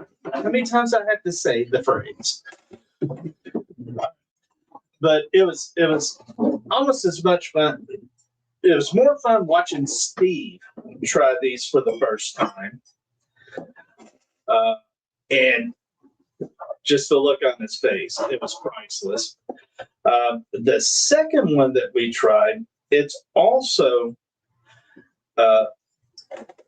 a sweet mash Tennessee whiskey single barrel, but this one was a special edition that was selected for Women's History Month. And this one came in at 124 proof. I'm not going to say one's better than the other, but both of them can stand on their own merits. And then finally, on our neat flights that we did, we tried the Tennessee bourbon single barrel. This in 6 years, 3 months at 122.5 proof. And let me tell you, all three delicious, everything very reasonably priced. The staff up there, fan-freaking-tastic. Our bartender, sweet girl, we talked to her for a while, and I kind of hinted to her about, because they had released that 6-year double oak. We kind of missed out on getting that. And yeah, Steve, I know you would, buddy. You'd do some questionable shit for some more of that double oak. But she just happened to have about this much left in one of these bottles under the bar, and she poured Steve up the pour. And holy cow. I mean, you thought the clouds had parted and angels were singing, and he was hearing harps. Yeah, I was. But yeah, and he even told the bartender up there, he said, "Ma'am, I'd do some shady shit for a bottle of that right now." And so, yeah. But we each picked up bottles, had a great time, shot some great footage. We were actually getting ready to roll out of there when Matt, the master distiller for Old Glory, came up and tapped me on the shoulder and stuff. And I was like, "Dude, they told me you were gone." So we got the tour with the master distiller. Yeah, you need a moment when you take that sip for the first time. Yes, you are right. So we went into the still house. Matt kind of showed us around and everything.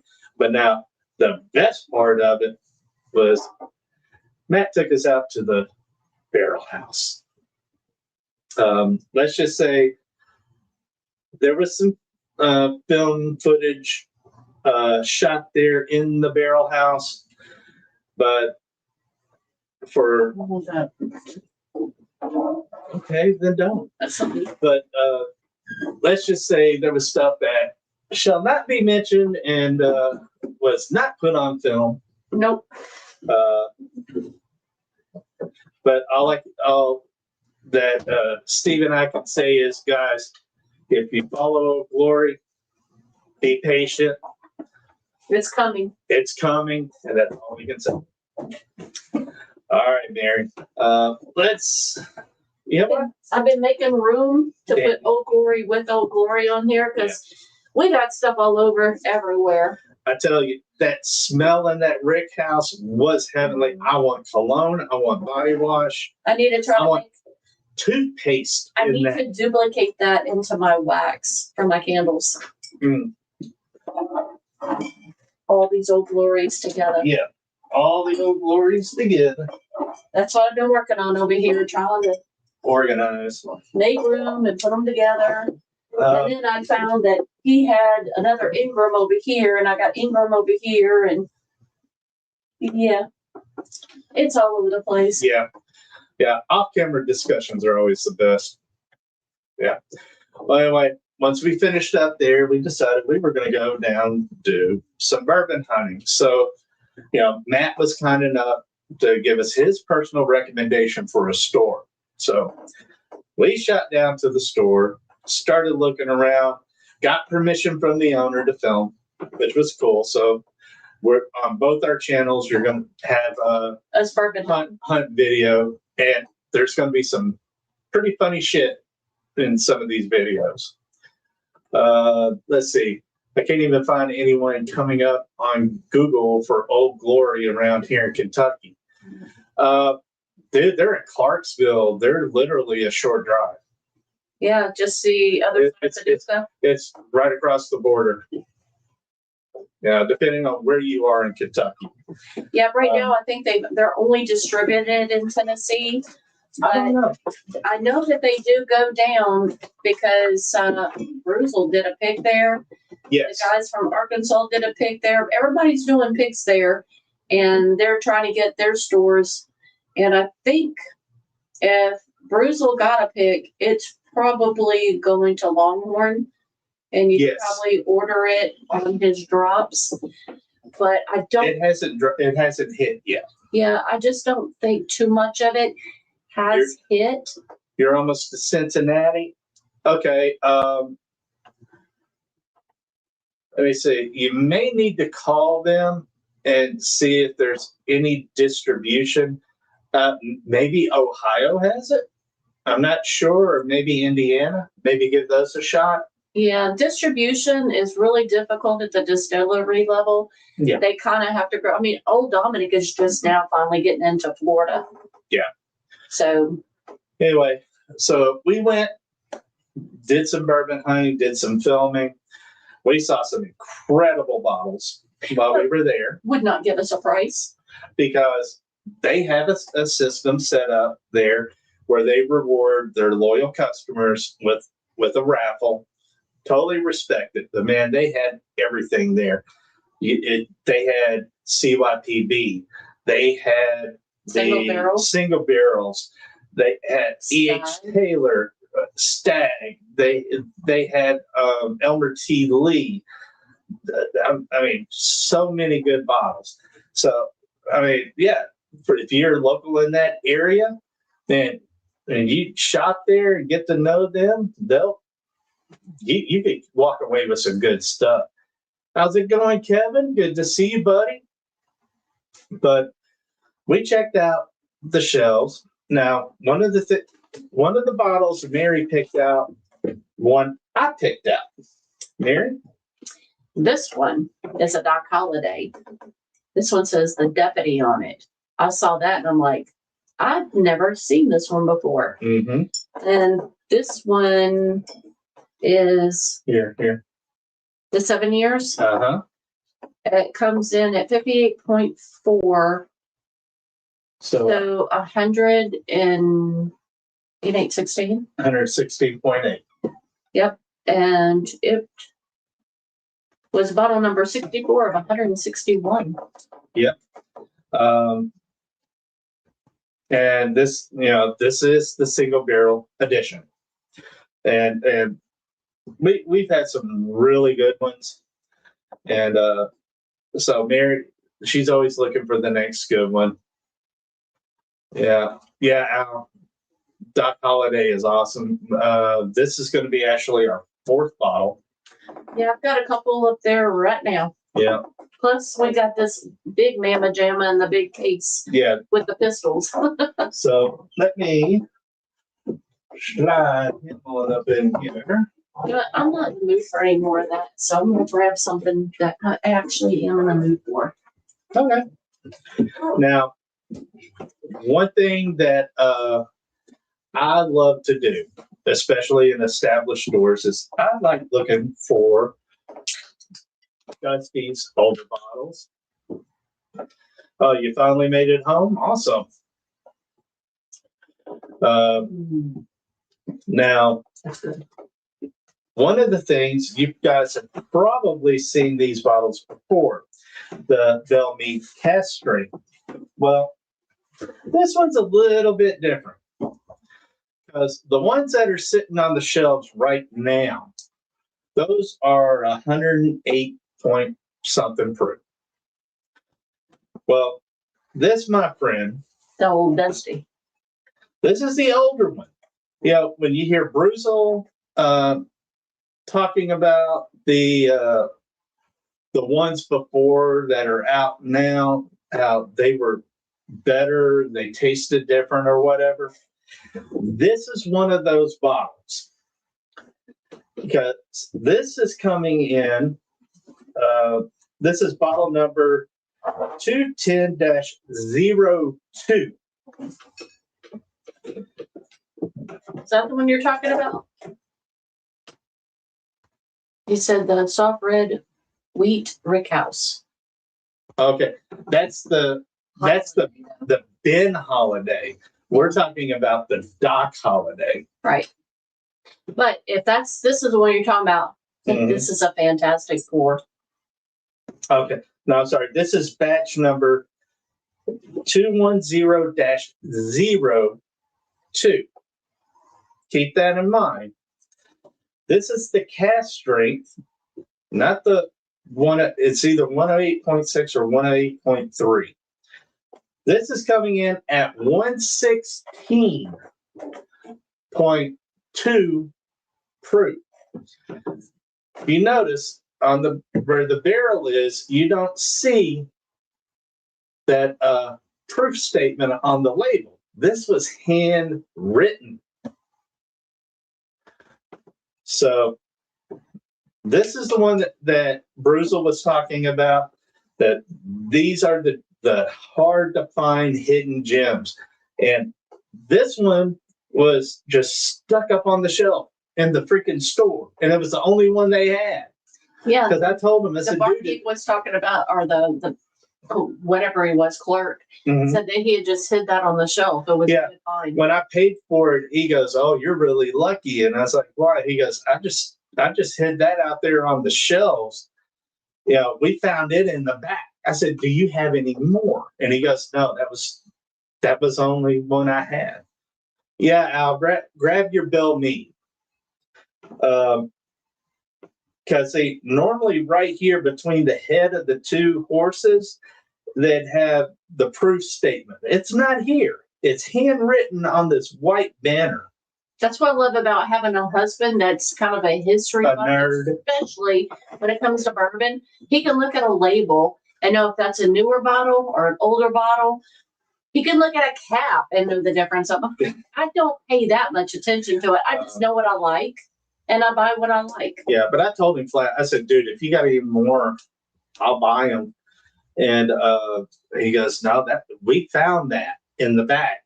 It was we didn't even know we had it." And I was the lucky sucker to find it. Yeah, older MGP, exactly.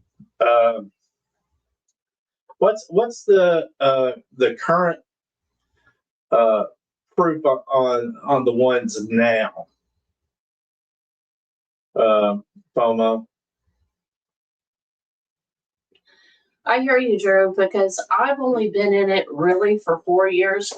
Brenda and I have been together for 30 years, and he's always enjoyed bourbon.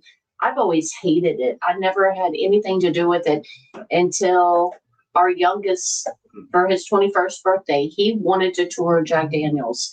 So we went, it will be 4 years in September that we went to Jack Daniels. There, I learned how to taste whiskey, and it started with smell. You can't taste it until you can smell those notes. And then from there, to me, the old number 7 was good. Yeah.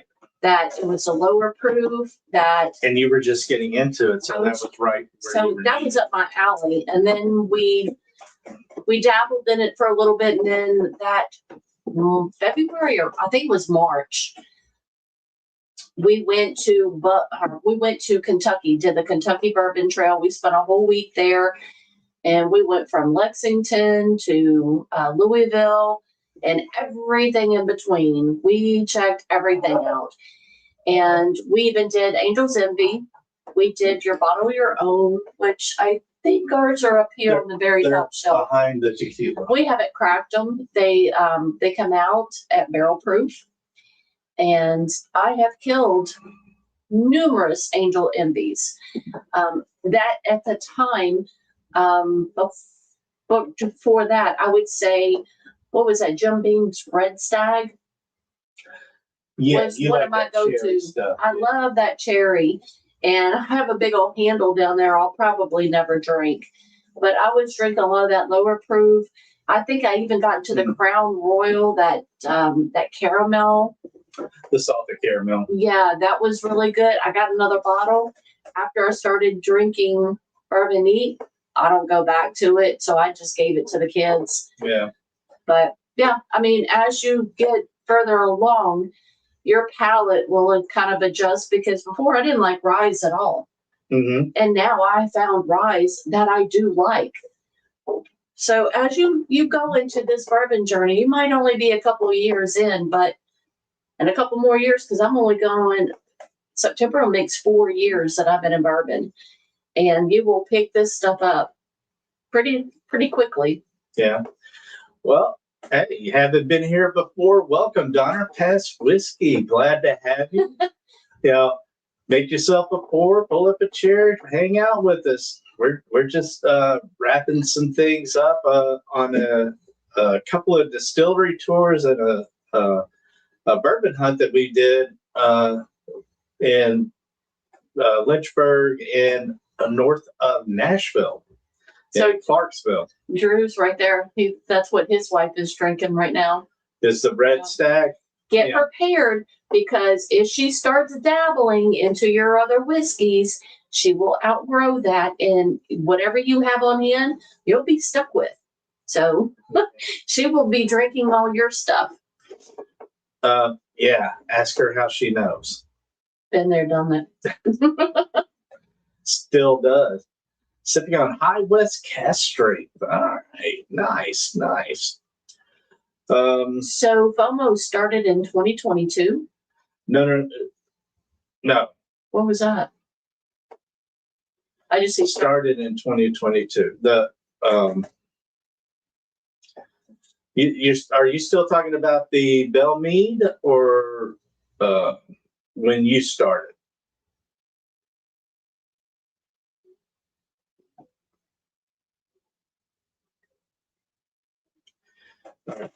Anyway, that's pretty much wrapped up. Bourbon Hall. Yeah, that you started drinking bourbon. Okay. Hey, nothing wrong with that, buddy, at all. Well, that would have been me, because Matthew turned 20. That was about the same time. In August of 22, and we went to Jack Daniel's, I think, a week or two after his birthday. Yeah. You think that's expensive, Drew? Wait till your wife starts dipping into your bourbon, likes it, starts purchasing bourbon on her own, and then y'all start a YouTube channel.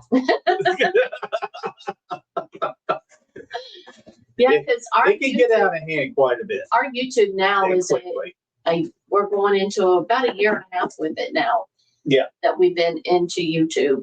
That to the point that I started my own company and doing a merch company where I do laser engraving on glassware, and we're doing coins, t-shirts.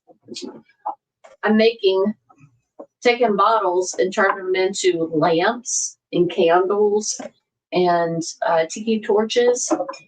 Do all kinds of stuff with just the bottles themselves. So now it's a tax write-off. Yeah. Yeah, it's expensive enough. Let's see. If anyone has a friendly ship to state High West, just drop the prisoner's share online. Oh. They're not shipping to us, FOMO? That sucks. I mean, Tennessee's open now, but we still can't get a lot of places to ship to us. Here we Sometimes you can get it if you know somebody in West Memphis, Arkansas, Yeah. or a nearby border state, if it's like Alabama, Georgia. Mm-hmm. Yeah, Neo started sipping bourbon over 50 years ago and still kicking. That's what I am talking about. That's probably him. Yeah, Because as long as I've known him, he's enjoyed some bourbon. yeah, but Chad, yeah, she knows she can drink high proof, so you in trouble, buddy. Sorry, bourbon lover. Had a converter. Oh yeah, she went from somebody that didn't like bourbon. We were out at Spillway. She was drinking over 120 proof by the time she left Spillway. She likes this. Well, no, she likes the. This is a sweet wheat. That's not what she had. Oh, it wasn't? It was the port finish, the purple towel. Oh, I was thinking she liked the sweet wheat. Sorry. What you need? It's been the same spot for over half a century. All right, A homeschool bartender Facebook channel. let's see. Here we go. I've been in the whiskey game for a long time, and there is nothing new, but it's all new if you know. Follow the craft and see where it leads. Very true. Very, very true. That sounds like fun, FOMO. A homeschool bartender Facebook channel where he would make the cocktail and she would make the mocktail. Yeah, That's cute. we've done that here on the channel. They don't do very well, but sometimes you may not want a neat sip of whiskey. You might want a cocktail. Might say, well, let me try something different. So we throw those out, especially around the holidays and stuff like that. So FOMO, have you tried her with Angel's Envy with that port finish? That to me was another one that was kind of a gateway into bourbon for me. Mm-hmm. But then again, if she likes Chad, those cherry bombs, that Jim Beam, The Red Stag, Yeah. that's a good intro one too. Yeah, you're welcome, buddy. Anything. Now, what I just poured up, this is a private selection Blue Note, and by one of our local stores. This is an unfiltered single barrel coming in at 119.5 proof cask strength. Really, really nice. Everybody knows Green River source, aged in Memphis. So it's totally nice.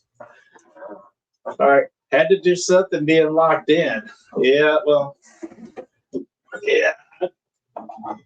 I remember still having to get up at the old dark 30 and, a little old fashioned too. We didn't have that luxury. We were the ones still having to run around. Yeah, cocktail channel, because what is Greg's channel? How to Drink. Yeah. Yeah. Check, our buddy Greg has a channel called How to Drink. If you're really into cocktails, you like history, and you like to nerd out on cocktails along with bourbon, go check him out. Great channel, world of knowledge. He got his start because he fell in love with tiki drinks. So, and it just blew up from there. Let's see. Last thing that she liked, short barrel after swarm single barrel. Bro, there you go. That's a good one. And if you can find the bee's knees, you'll probably really like that one too. Drew, honestly, it's happening now. It really is. We have seen a significant drop across the board in several states. It's just going to take a while. The boom didn't happen overnight. No. It built up over time. It's going to be the same thing because the store owners and flippers and everybody else, they're used to going, getting their hands on this stuff, and they can slap a high price tag on it, and people are still, they got more money than sense, and they're buying it. Well, here's another thing to consider is that during all this boom with everything about 2-3 years ago, like Buffalo Trace really started increasing the amount of bourbon that they were producing. Like Antique 107 is one of my go-tos. I couldn't touch it for a long time because they would want $200, $300, $400 for it. Now, well, it would start at the cheapest we would find it in most places was like around $150. So now it's Buster's got it in, put it on the shelf at $75 a bottle. Yeah. So it's attainable. More and more is going to become attainable as time goes on because the supply was a lot lower than the demand during COVID. So they started increasing the supply. Well, now it's like the demand is coming down. So it's about the flood. Yeah. And that's the thing. You've seen a lot of craft distilleries pop up, mostly NDPs, that started buying, sourcing product, bottling it, shipping it out, slapping a high price tag on it, trying to capitalize on it. When those started disappearing, that was the beginning of the end right there.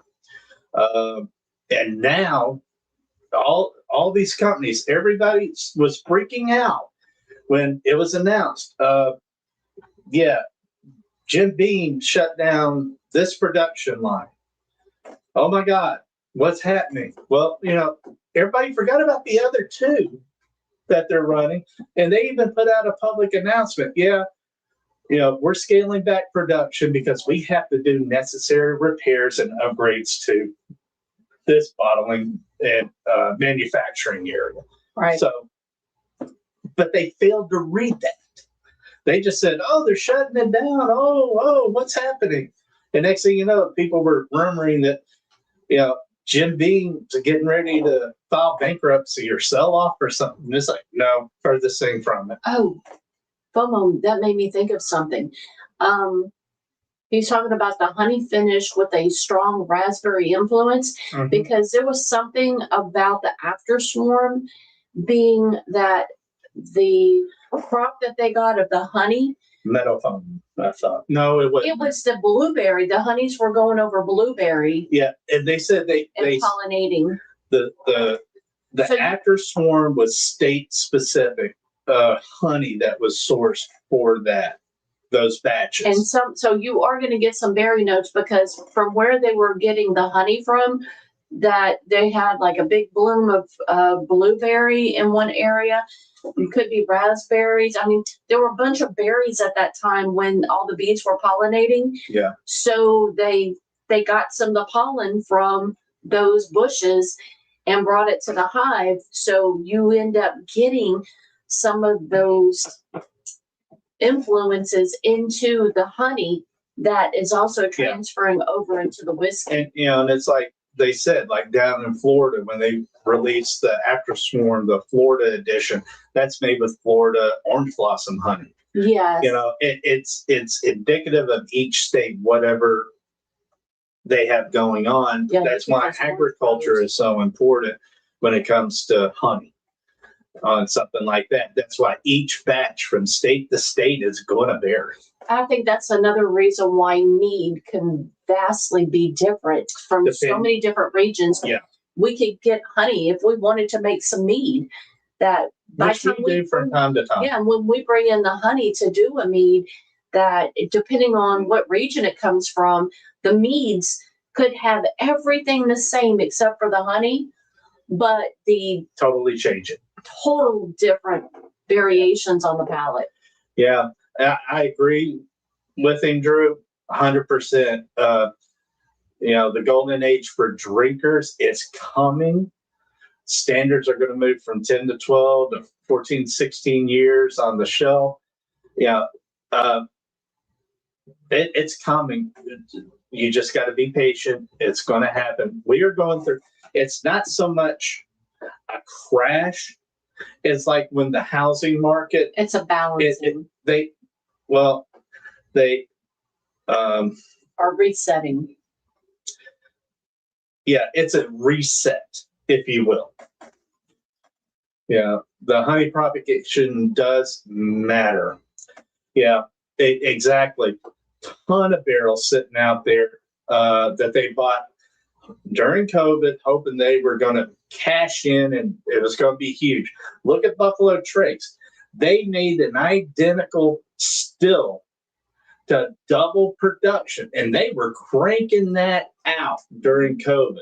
Hi, Mom Porter. Hi, Mom Porter. Welcome. Good to see you, ma'am.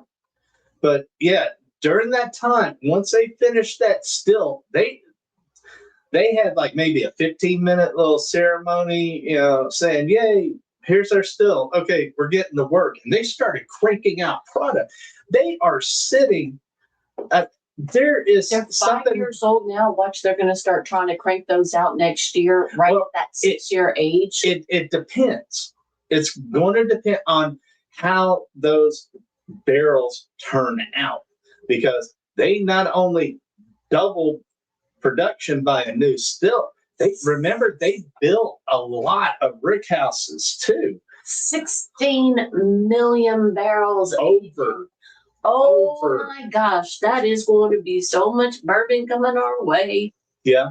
And they're already doing that now. It's like, what do you think? MGP said, yeah, we're kind of slowing down sourcing out product to NDPs. I think another. That's why, because all these other companies like Green River and stuff like that, they're sitting on so much product right now. If they said tomorrow, you know what, forget it. Let's just let it go and flood the market. Now you're talking a crash, because there's going to be such a huge flood of it.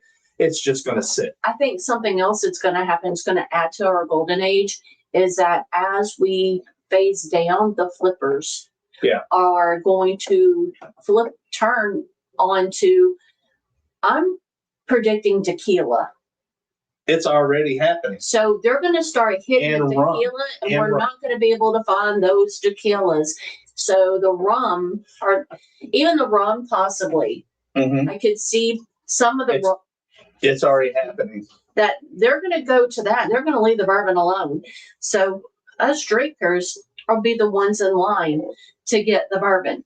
It's not going to be going to the flippers, and it's not going to be going over the secondary market, which they did show that there's been a crackdown on flipping. Yeah, there was on the East Coast. I think it was North Carolina. Or South Carolina. I don't remember the state. But anyway, it's 5 people they set up people that were selling pappy, flipping, and the ABC caught them, arrested them, and they're waiting trial right now. Took all the bourbon that they had, some they like took pappy and all kinds of high dollar cases of pappy, and unfortunately, it gets state law. It gets destroyed, so all that's gone. Yeah. So they're not going to get their money, and nobody's ever going to see. And for those of you wondering, 80-77 San Antonio over OKC. All right. So FOMO, what you got? Let's see. NGP is selling barrels now for 1,000 to 3,000 for good use, just the most. That's where they're older. But now anything 4 to 6, I've been hearing anywhere, depending on what it is, and whether it's aged. $1,000 a bottle.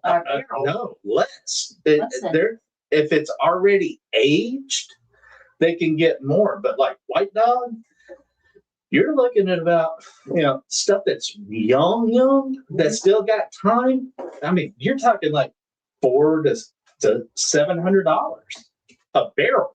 It's getting cheaper. Yeah. All for capitalism, but I hate flippers. Hey, you know what?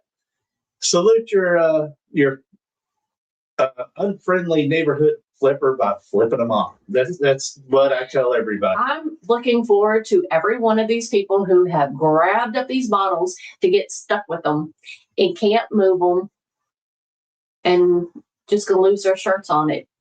That's what happens when you do that. Yeah. These guys lose their mind. right up there, my man. There's Florida Laser right there. I hadn't even cracked it yet. Let's see. Okay, Mr. Mom corrected. 8077 San Antonio, 1130 left in the fourth. Thank you, sir. Bourbon lovers, like, wow. Yeah, dude, they are sitting on so much just in Kentucky. Can you imagine? Think about it. Here in Tennessee, you got Blue Note, Old Dominic, you got Dickel, Jack. You got Tennessee Distillers Group. Now, I will say this, Old Glory, they're putting out, but they're not like huge like that. But I got some really good juice. But they're putting out good quality stuff. And that's why their stuff is flying off the shelves. And bourbon lover, we may need to go do a barrel pick somewhere. Yeah, brother, we need to talk. When you get a day off and we can hook up, we need to talk, my friend. Mm-hmm. In Kentucky, because of tourism and flippers in these local liquor stores, it's almost impossible to find hard to find bourbon at non-secondary. Bro, last time we were up there, no, every place that we went to that had allocated, other than the distilleries, it was above secondary prices. That's why we left it there. And if everybody just decided just to let it sit there and collect dust on the shelves, guess what? All these stores have to pay taxes on the inventory. They don't sell. Mm-hmm. No. Yeah, Neo, I don't flip either, but I tell you what, if these are some folks that are saying I'm giving up bourbon for tequila and they got a bottle that I want, I'll be happy to trade. So it's great to see you, Doc Martinez. Doc Martinez. Oh, it's been a long day, going to bed early. Sleep well, my friend. Rest up. Enjoy the rest of your weekend. Yeah, we've had ours started on Thursday, so our weekend's been pretty heavy this week. When the bourbon secondary crashes, the flippers are going to crash out, and I'm going to sit back and watch the show. Brother, I will bring the popcorn. That's right. I want to see them cry, having to liquidate their stuff just to get it. I don't want them liquidating squat. I want to see them sitting on it and crying over it. I want it to turn full Jerry Springer for these guys. I really do. Local store selling CYPV for $69.99 yesterday, and Eagle Rare 12 for $54.99, and all the flippers started lowering the ask for their existing posted bottles. You know what, Al? Let them sit and rotate on them bottles. And yes, sir, we need to talk. Just hit those prices. We may need to make a road trip. Yeah, because we need a haul. I need a CYPB in my life. And the Eagle Rare 12, still no date. And it's almost summer for the state of Tennessee. And I know us, Chad, I don't know if FOMO, I don't know if FOMO has been able to get his hands on an Eagle Rare 12, but none of the stores around here have had it. Mm-mm. Yeah. And Drew, it's horrible for those of us that actually drink dude, tell me about it. Now, like that Belle Meade right there, that's a special occasion bottle. However, it's going to get open. It's going to be drank. You skipped one. What? Go back up. FOMO. Here we go. So, there will be a good store in the future. You never know. Hey, that's what I'm talking about, buddy. We gotta keep our eyes open. Yeah, maybe that's what we need to do. How like in the showing our age, in the 70s, they had those communes where everybody would come together. You know what? We kind of participated in something like that. We're part of the Whiskey Tribe. If you don't know who they are the world's first crowdsourced distillery. And they're located in Austin, Texas. And we've been a part of them since 2017. Mm-hmm. So it can be done. If anybody wants to head it up, and you want to know about it, hit us up. We can tell you all about it. Yeah, the Eleanors are some really good bottles. Yeah. Us and Off Topic Whiskey tell you all about them. I would love to see it sit and do nothing, but it would suck not to get it into the hands of people who would actually drink. That's where you got to look at it like this. I grew up in the 70s. My parents didn't say, "Oh, sweetie, don't touch that stove. It's hot." They're like, "Go ahead. He's going to learn." He'll only do it one time. They need to learn the hard way. That way, this is all cyclical. All right, Mary and I are both business majors. This is cyclical. It's coming around, and it's going to go around, and it's going to go back again. And you'll come back around This again. will stop these fools from doing it next go around when they get their asses handed to them because now they're stuck with product they're not drinking. I'm trying to remember the last time we had a big bourbon. Was it in the 60s that people were into the bourbon? The 60s and 70s when people stopped drinking bourbon, and it didn't bounce back. Start coming back into favor until like the 80s and 90s. So 50 years. Everybody was drinking vodka and And guess stuff what? like Now we're getting to RTDs, Delta 8, and all this stuff. So guess what? I mean, we could fill our shelves and put storm shelters together for our kids because bourbon will come back around like this in about 50 years. I would say on that, demand greater than supply. It's going to depend on the distributor and your location, but we are seeing more and more, especially Supply. allocated stuff that you would never like. You saw Mary pull out the bag and pull out that single barrel. That single barrel. I'm going to tell you this: Supply is coming in. Supply is coming in, and it's coming in good enough. But demand, I find demand is going down because we're not chasing after what we call these unicorns before. Yeah. I mean, before, yeah. Did I get FOMO? I was getting FOMO because I wanted the rainbow. But you know what? I may not even like the rainbow. But I can tell you this. Well, we do know we like the single barrel for what it is. When I can grab something like this for what? Under $60? Something like that. It's in the box. You got the box. I enjoy this. Yeah.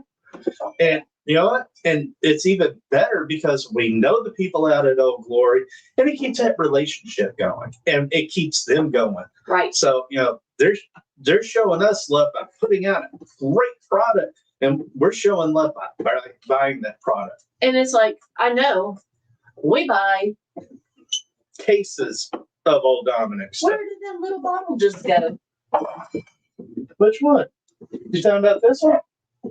Nope. I have one up here. Oh, right there. When I can walk into a distillery, and I buy these by the freaking case. Yeah, and share. Yes. So to me, I don't care so much about would I like to have a CYPB? Yes, but well, we have one. Have yes, I dropped? But it's going to be at our price. Did I not pick up an entire 12-pack case of these? 12 each? Yeah. I can do this just as easy. Yeah. Now, let's see. He's saying no. Drew's saying no kidding. In Kentucky, I have literally not even seen an Eagle Rare 12 at any price whatsoever. Now, FOMO, it depends. Yeah, it was at first when it was announced, they said it would be late In spring. the spring. Yep. Spring's almost over for us. Well, spring's over. It's pretty much summer now. No, summer doesn't kick in until mid-June. Okay. But now they're trying to say it's going to be sometime in the summer. But now it also varies because remember, you guys are on a different distributor than what Chad and I are. Yeah, we're in the West Tennessee. Yeah, we're in the West Tennessee district. You're in that middle to East Tennessee distribution location. Yeah. Al saying Colorado's got multiple drops of 12. Don't know now if that is related to the selection of Colorado as a Weller test distribution site. It Yeah, could be. Colorado got all of Canada's. Oh, yeah. Well, see, they're not going to Canada now, so It's all going to it's got to go Colorado. somewhere. Colorado's a test because TJ said he walked into Colorado stores and he said it is flooded. I'll tell Central Illinois. I'm telling you, you're in Central Illinois. Take a trip, run up to Chi-Town and hit the big Benny's in Chi-Town. Trust me, they got some stuff. But show me the proof. If you come to Memphis, let us know. Yeah, you come to Memphis, hit us up. We'll show you a good time down here. CYPB dropped on Thursday and couldn't get down to the distillery to get it at retail. I know that sucks, man. We heard it's like about the that. 4 grade, and it's like they're getting ready to drop this next, the Special Oak project. We're not going to be able to make it. Mm-mm. Yeah, don't let FOMO get you. Oh, watch it, buddy. FOMO can get best of all of us if we're not careful. If you didn't have a great relationship with a retail owner or manager, would you be able to walk in and still get what you get? It depends on where you're at and how the market is. Wow. Now, like last night, we went into a store, it was recommended, and by the master distiller at Old Glory, they let us film. They showed us. They stacked out all kinds of allocated and we kept waiting on a price, and we go. And then finally, they told us, "Oh, that's not for sale." I was like, "What are you doing here?" And he goes, "Well, to show you, we do have this, and to let you know, for our regular customers that come in and they're part of their rewards program, they get entered into a raffle and they can win stuff like that." Which I respect that.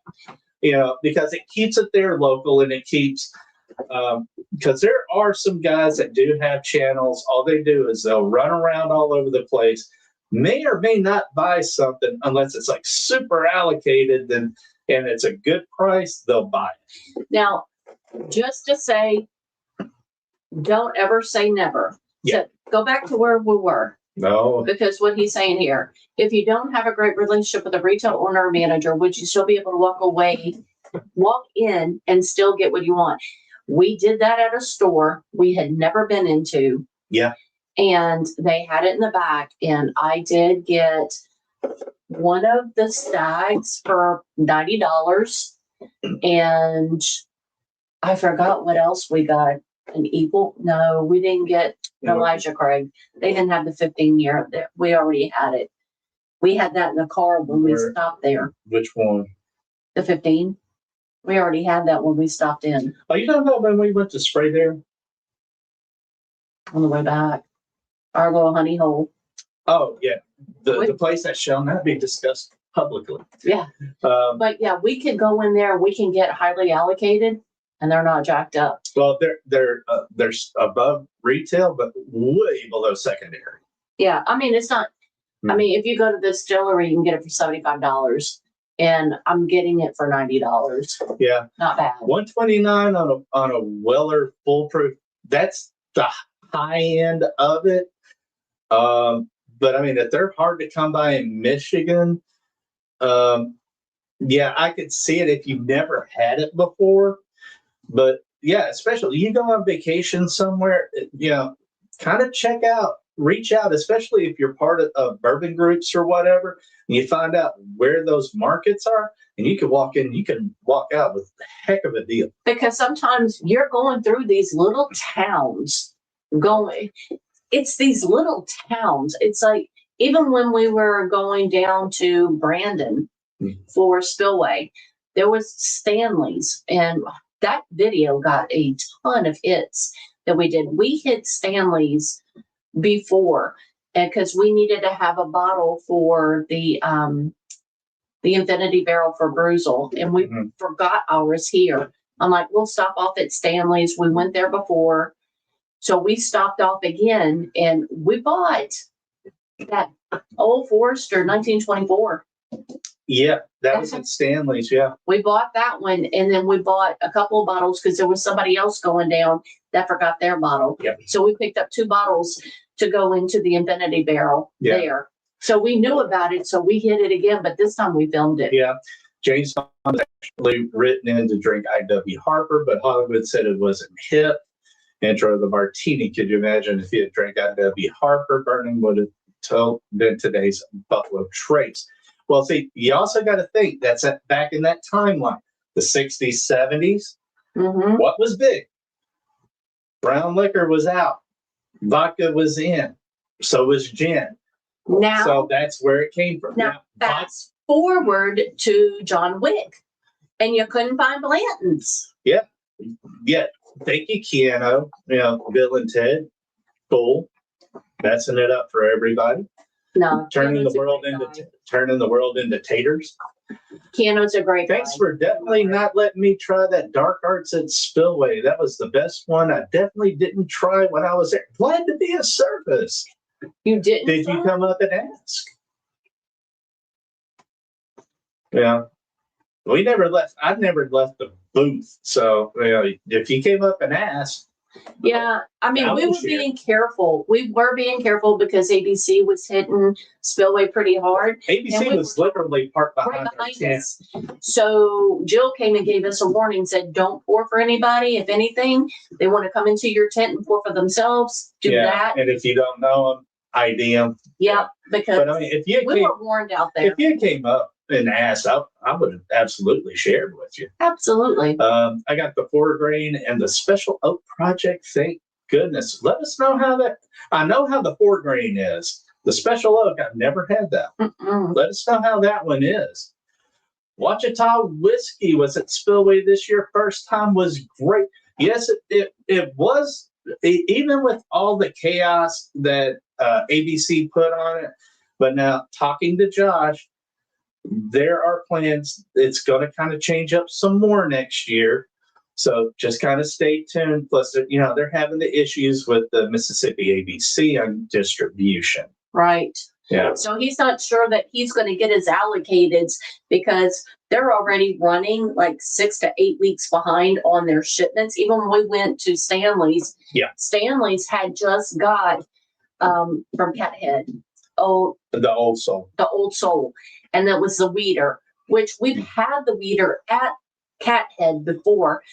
2 years ago, they said these barrels aren't for sale. I'm like, I would buy the whole barrel. It's a Weeder. It's delicious. Mm-hmm. And then last year they did have them for sale. TJ has some on that. I think there was actually it was on the drop today. He had some more. He had some more because we bought 2 bottles last month's drop. He had some this month. I'm like, we've already got them. We haven't even. I don't think we've opened those yet.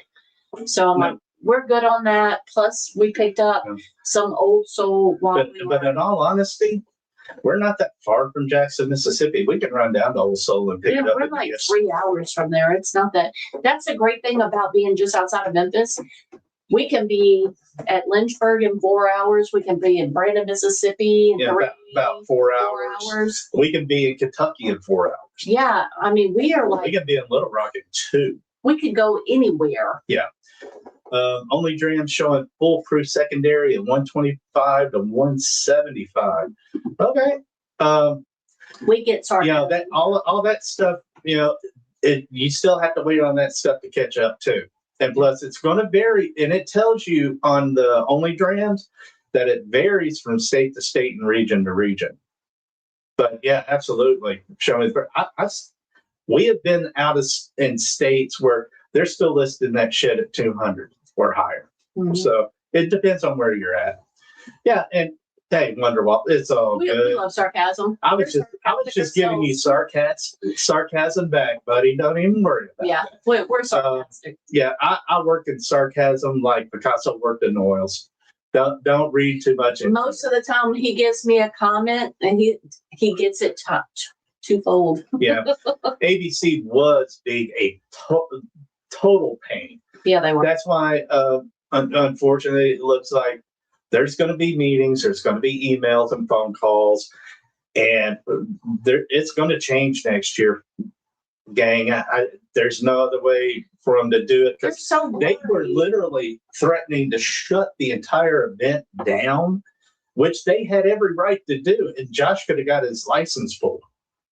So, we're working on it. It's being worked on. I have a feeling that we would be able to be in groups and we can have pours among ourselves, but they're like, well, you don't have a license to distribute alcohol, therefore you can't share your alcohol.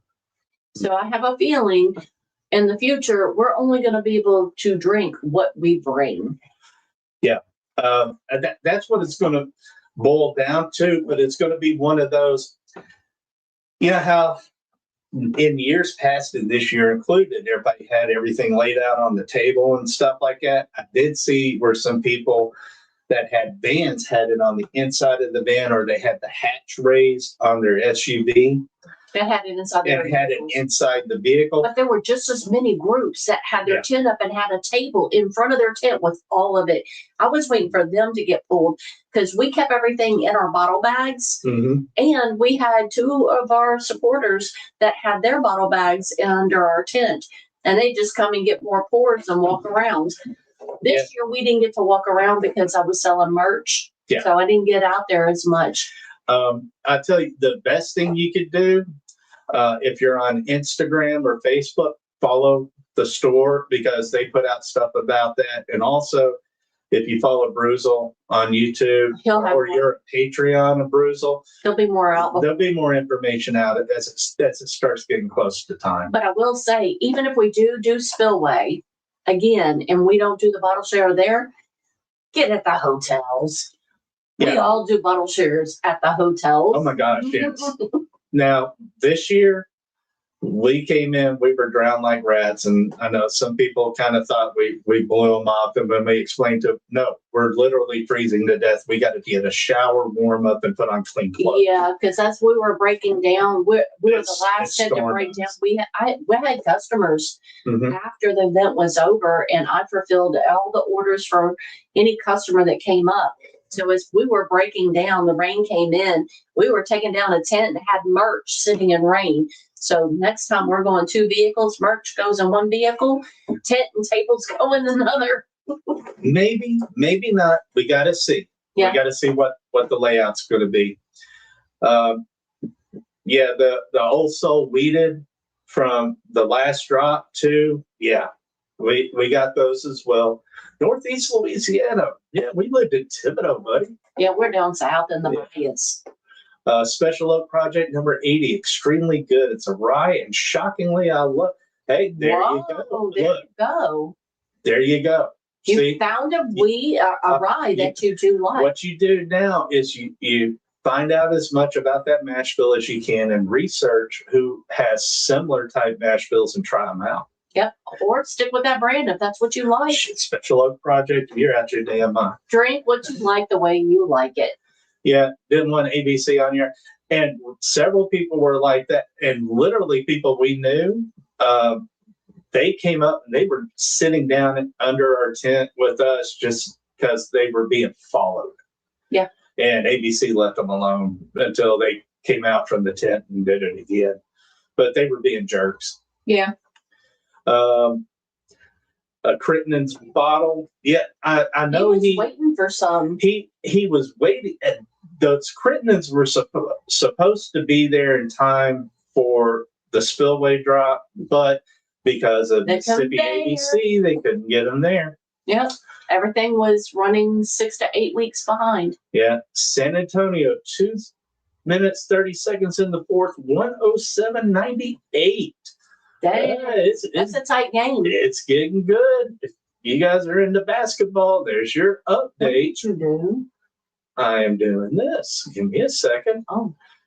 All right. We have been on almost 3 hours. I don't think we even caught up to everybody in the chat. There's oh my gosh. We did. I think there was still some in the chat that we hadn't even. No, that was it. Okay. Yeah. We did catch up. All right. Gang. I just kept seeing that the chat was growing and growing, and we were getting further behind. We're going to do something a little bit different than what we normally do. Do you have an ability to share our link? Because so many people say they want to get into our Discord. Yeah. But they don't have the link to our Discord, so we need to get that in there. Yeah, I tell you what. Um, Let me see, Mr. Mom. Before we go to a special giveaway, do me a favor. Hit this link and see if it lets you into our Discord or not. Just open up another tab, hop in there, see if it takes you to the channel. If it does, let me know. And sorry, y'all, today I just bourbon wasn't hitting, so Michelob Oro has been Modelo Oro. It's a light beer. It's very much like a Corona Premier. It does work. All right, perfect. So this has just been hitting just right for me today. It's sometimes it's that poor decision, and this was my decision for today. Exactly. All right, I tell you, let me do this. Where is?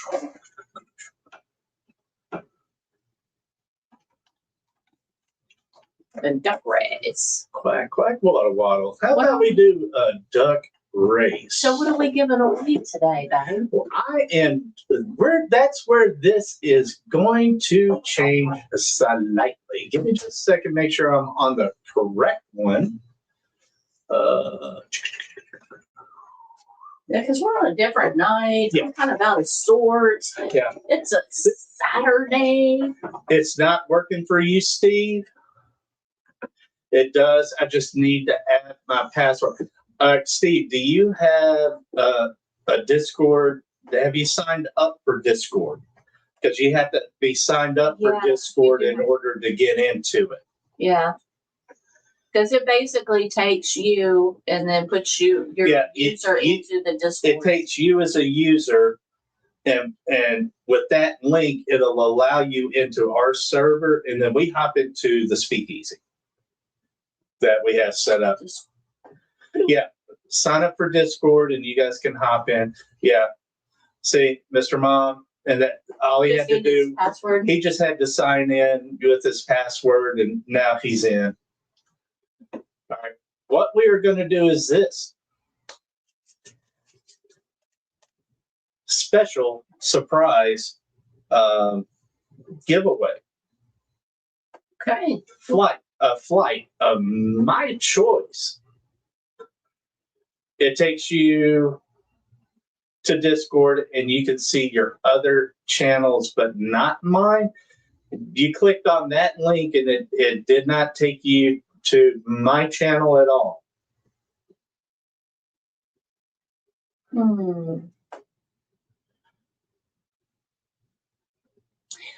I'm trying to remember. You either, Al? Okay, hold on. It was something that I had to do before on other people's Discords to where I had to be accepted, I think. Let me see. Because you have a way to invite members and to kick members. Yeah, let me see if I can do invite to the server.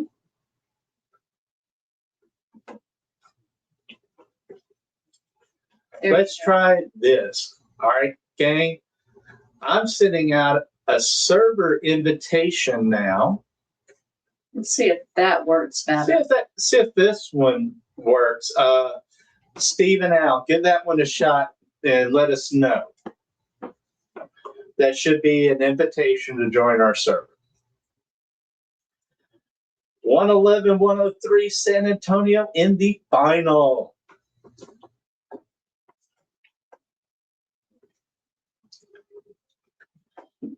So San Antonio's first? Yep. All right. The giveaway okay, that one worked. Perfect. All right. Tonight's giveaway is going to be a 5-pack giveaway surprise 5-pack. So, yeah. Mr. Mom, good on everybody. If you want in on this special surprise 5 sample pack, do like Mr. Mom. Give us a thumbs up. Yeah, we're easy. Just a thumbs up. And check, like, Bourbon Lover. Yeah. Aloft.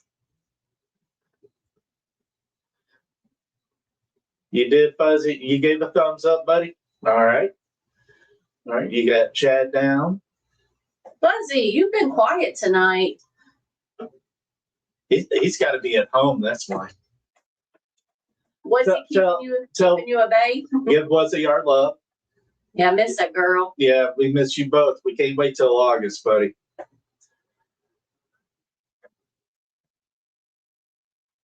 All right. So Al got in as well. All right, cool, cool.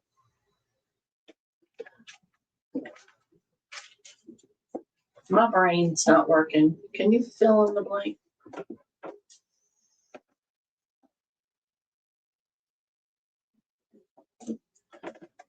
Thank you. Yeah. I knew my brain just wasn't working. Yeah. Now, Drew, if you're on Discord, you can as well. Look who it is. What's going on, Bradley? How are you, sir? We got Gordon's Pub. Uh-huh.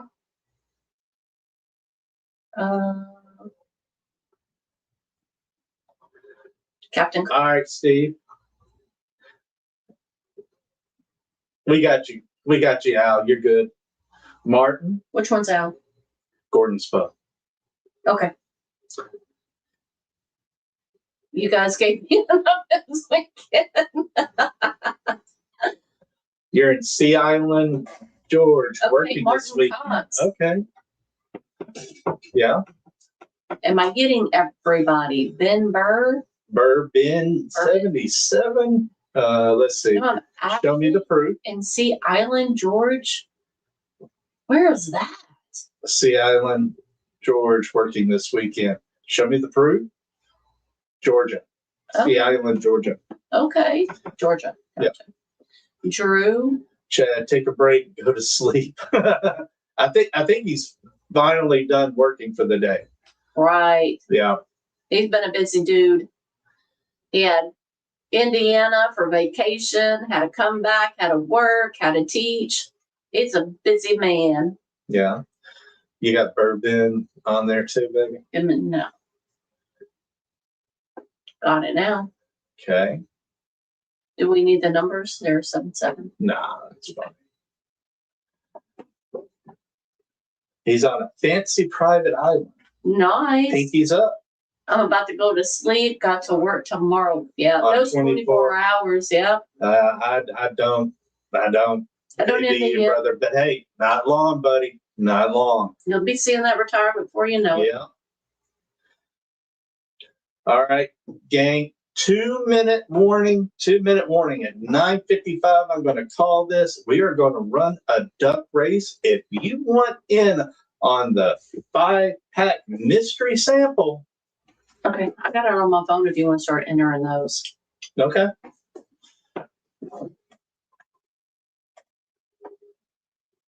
Making sure I didn't miss anybody. Yeah.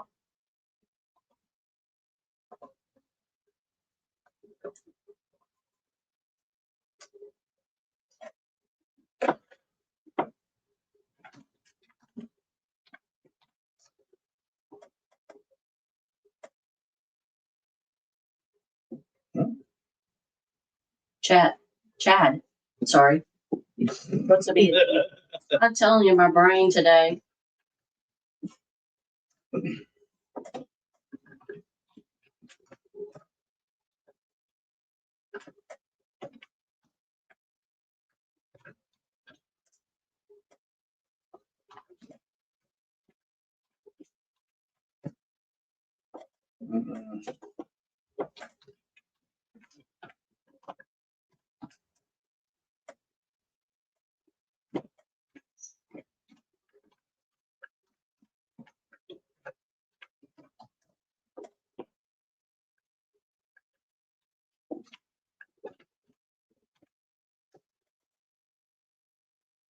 All right, 1 minute.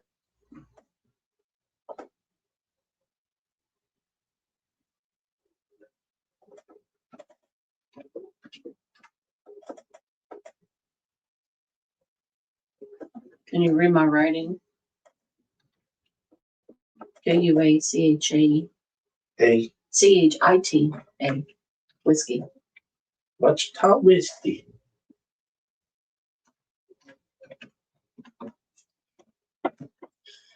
All right, all right, all right. Good Lord, it's 11 o'clock here almost. Time is just a number, baby. Time is just a number. Time marches on. Yeah. All right, we got you. All right, that's it. It is 9:55. Let me get this screen shared for everybody The duck race. for the quack quack race. All right, we have 9 names for this. Some of you that either left early or you missed this live stream, you are going to hate life when you find out what I've got up my sleeve when whoever wins tonight starts bragging about what they get. All right, got Wichita Whiskey, Bourbon, Show Me the Proof, Martin Cox, James T. Captain Kirk, Gordon's Pub, Fuzzy, A Little Old Fashioned, and Mr. Mom. All right. We are going to run this for 1 minute, 30 seconds. And, all right, Mary, how many times do we need to shuffle this? Let's do a 3. Is that not showing up? Are you guys able to see? Nope, you got to click it. Nope. All right, here we go. Add the stage. There you go. There we go. See, I felt something was off. Yeah, I didn't see you click it to share. Okay. My bad. All right. Anyway, I will. Did you shuffle? I haven't shuffled yet, but Wichita Whiskey, Bourbon, Show Me the Proof, Mark Cox, got Kurt, Gordon's Pub, Fuzzy, Little Old Fashioned, and I got 9. yeah, Wichita Whiskey.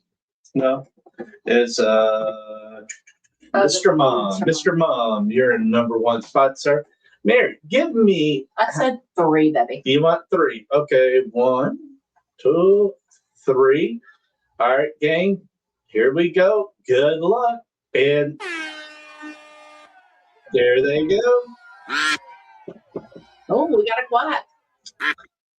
Another quack. They're quacking up out here. Show Me the Proof is trying to take the lead. Yeah, everybody make sure you hit those hearts like Doc Martinez says. It's a proven. way. It's a scientifically proven, unproven fact that hitting hearts makes your ducks swim faster. All right, 1 minute, 30 seconds have gone. All right. Is Fuzzy trying to take a lead? Yeah. Looks like Chad is hitting those hearts, maybe. His ducks trying to catch up. Everybody's just kind of holding, hit those hearts, hit those hearts. 40 seconds, 40 seconds. It's still anybody's race. All right, Show Me the Proof. I think he's getting a cramp in that finger hitting them hearts. All right. I think Martin Fox is hitting them hearts. Wichita Whiskey hitting those hearts, hitting up. Here we go. 20 seconds left. Here we go. All right, Fuzzy woke up. He's getting back into it. Mr. Mom. A Little Old Fashioned. 9, 8, 7. Looks like Show Me the Proof. Work that cramp out. Oh my goodness. 2, 1. Congratulations. Lucky number 7. Lucky number 7. I already have your info, my friend, so I'll get that packaged up for you, and we will get that hand delivered to you ASAP. What did I miss that I didn't get put in for? The duck race. It was a mystery sample pack duck race. All right. If you want to do a second spin, I'll donate the whole Weller antique. No, that's okay, Al. Let's just say it's going to be good. Now, once we do hit 500 subs, which we're not that far away, though, we do have a Taylor single barrel pick that we're giving away at 500. And we got even more special coming up for 750. Now, Mary, at 1,000, what are we giving away? Yes, see that pretty box right here? It's called the Blanton's Gold Store Pick. Yep. That's going up at 1,000 subscribers. At 1,000 subs. We picked that up on one of our hunts in Lafayette, Louisiana. And came by a supporter. So because a supporter recommended and they offered at a really good price. That we're not allowed to discuss. We want to pay it forward, and we're going to give that bottle away to a supporter. Yeah, Drew, you had to put a thumbs up so we knew you were in, buddy. Yeah, sorry about that. We run it at the end of our lives usually. But if you want to jump into the Discord, we can discuss some. Live from the patio, guys. If you have a channel, and guys, if you are not subbed to these channels, hit those links. Go show them some love. Check out what they got. If you're enjoying what they are putting out, make sure to hit that subscribe button. Okay, I just got to say this. You never know what you're going to see on Live from the Patio, especially discussions about bidets. And Uranus. Don't forget Uranus. So, you want some comic relief? Yeah, gotta check out Live from the Patio. You will laugh the entire time. And then, especially like FOMO 61, Bourbon 615. Go check it out, man. Outstanding content. Same thing with Steve with his channel. Oh, Bourbon Barrel Proof Banter. Come on, Mary. Yes, Barrel Proof Banter. You want some epic live streams? Get on his channel, because late night, this girl got some thick skin, so I don't get offended, but it's quite humorous as well. Oh, yeah. Especially a couple of pours in that you would definitely enjoy Steve's live stream. And also with a little old fashioned, man, check out those books on Amazon. I'm telling you, they're a lot of fun, very informative. We subscribe, we order. We got them books. And that bourbon lifestyle. Find out where you are in it. Yeah, find out where you are in the bourbon lifestyle. The social. All right. I like to share and educate. Yeah. All right, gang. It is 10:03. I am shutting this sucker down. Who went to the bathroom with their microphone on? I haven't been to the bathroom. We've both been here the whole time. We've been here the whole time. The only thing she did was walk over and pull a beer out of the fridge. Yeah. Yeah. But now the dogs did bark. All right, guys, we are going to shut this down. And we're going to jump over into the Discord. So if y'all want to come hang out. All right, here's that invitation link again. Oh, a few days ago? Ain't much telling on that one, buddy. Yeah. I did go to the bathroom on some of the hunts. Well, not the hunts, but the distilleries. But I did turn off my mic before I went. And I still remind her to this day, turn that off if you're going to be walking away. All right, gang. Give us a couple of minutes. Barrel Proof just subbed to Live from the Patio. Nice. Steve, you are going to laugh your butt off. Yeah. These guys are hilarious. They are. All right, guys. We will see you over in Discord. Have a great rest of the weekend. Stay safe. Till next time. Cheers. Cheers.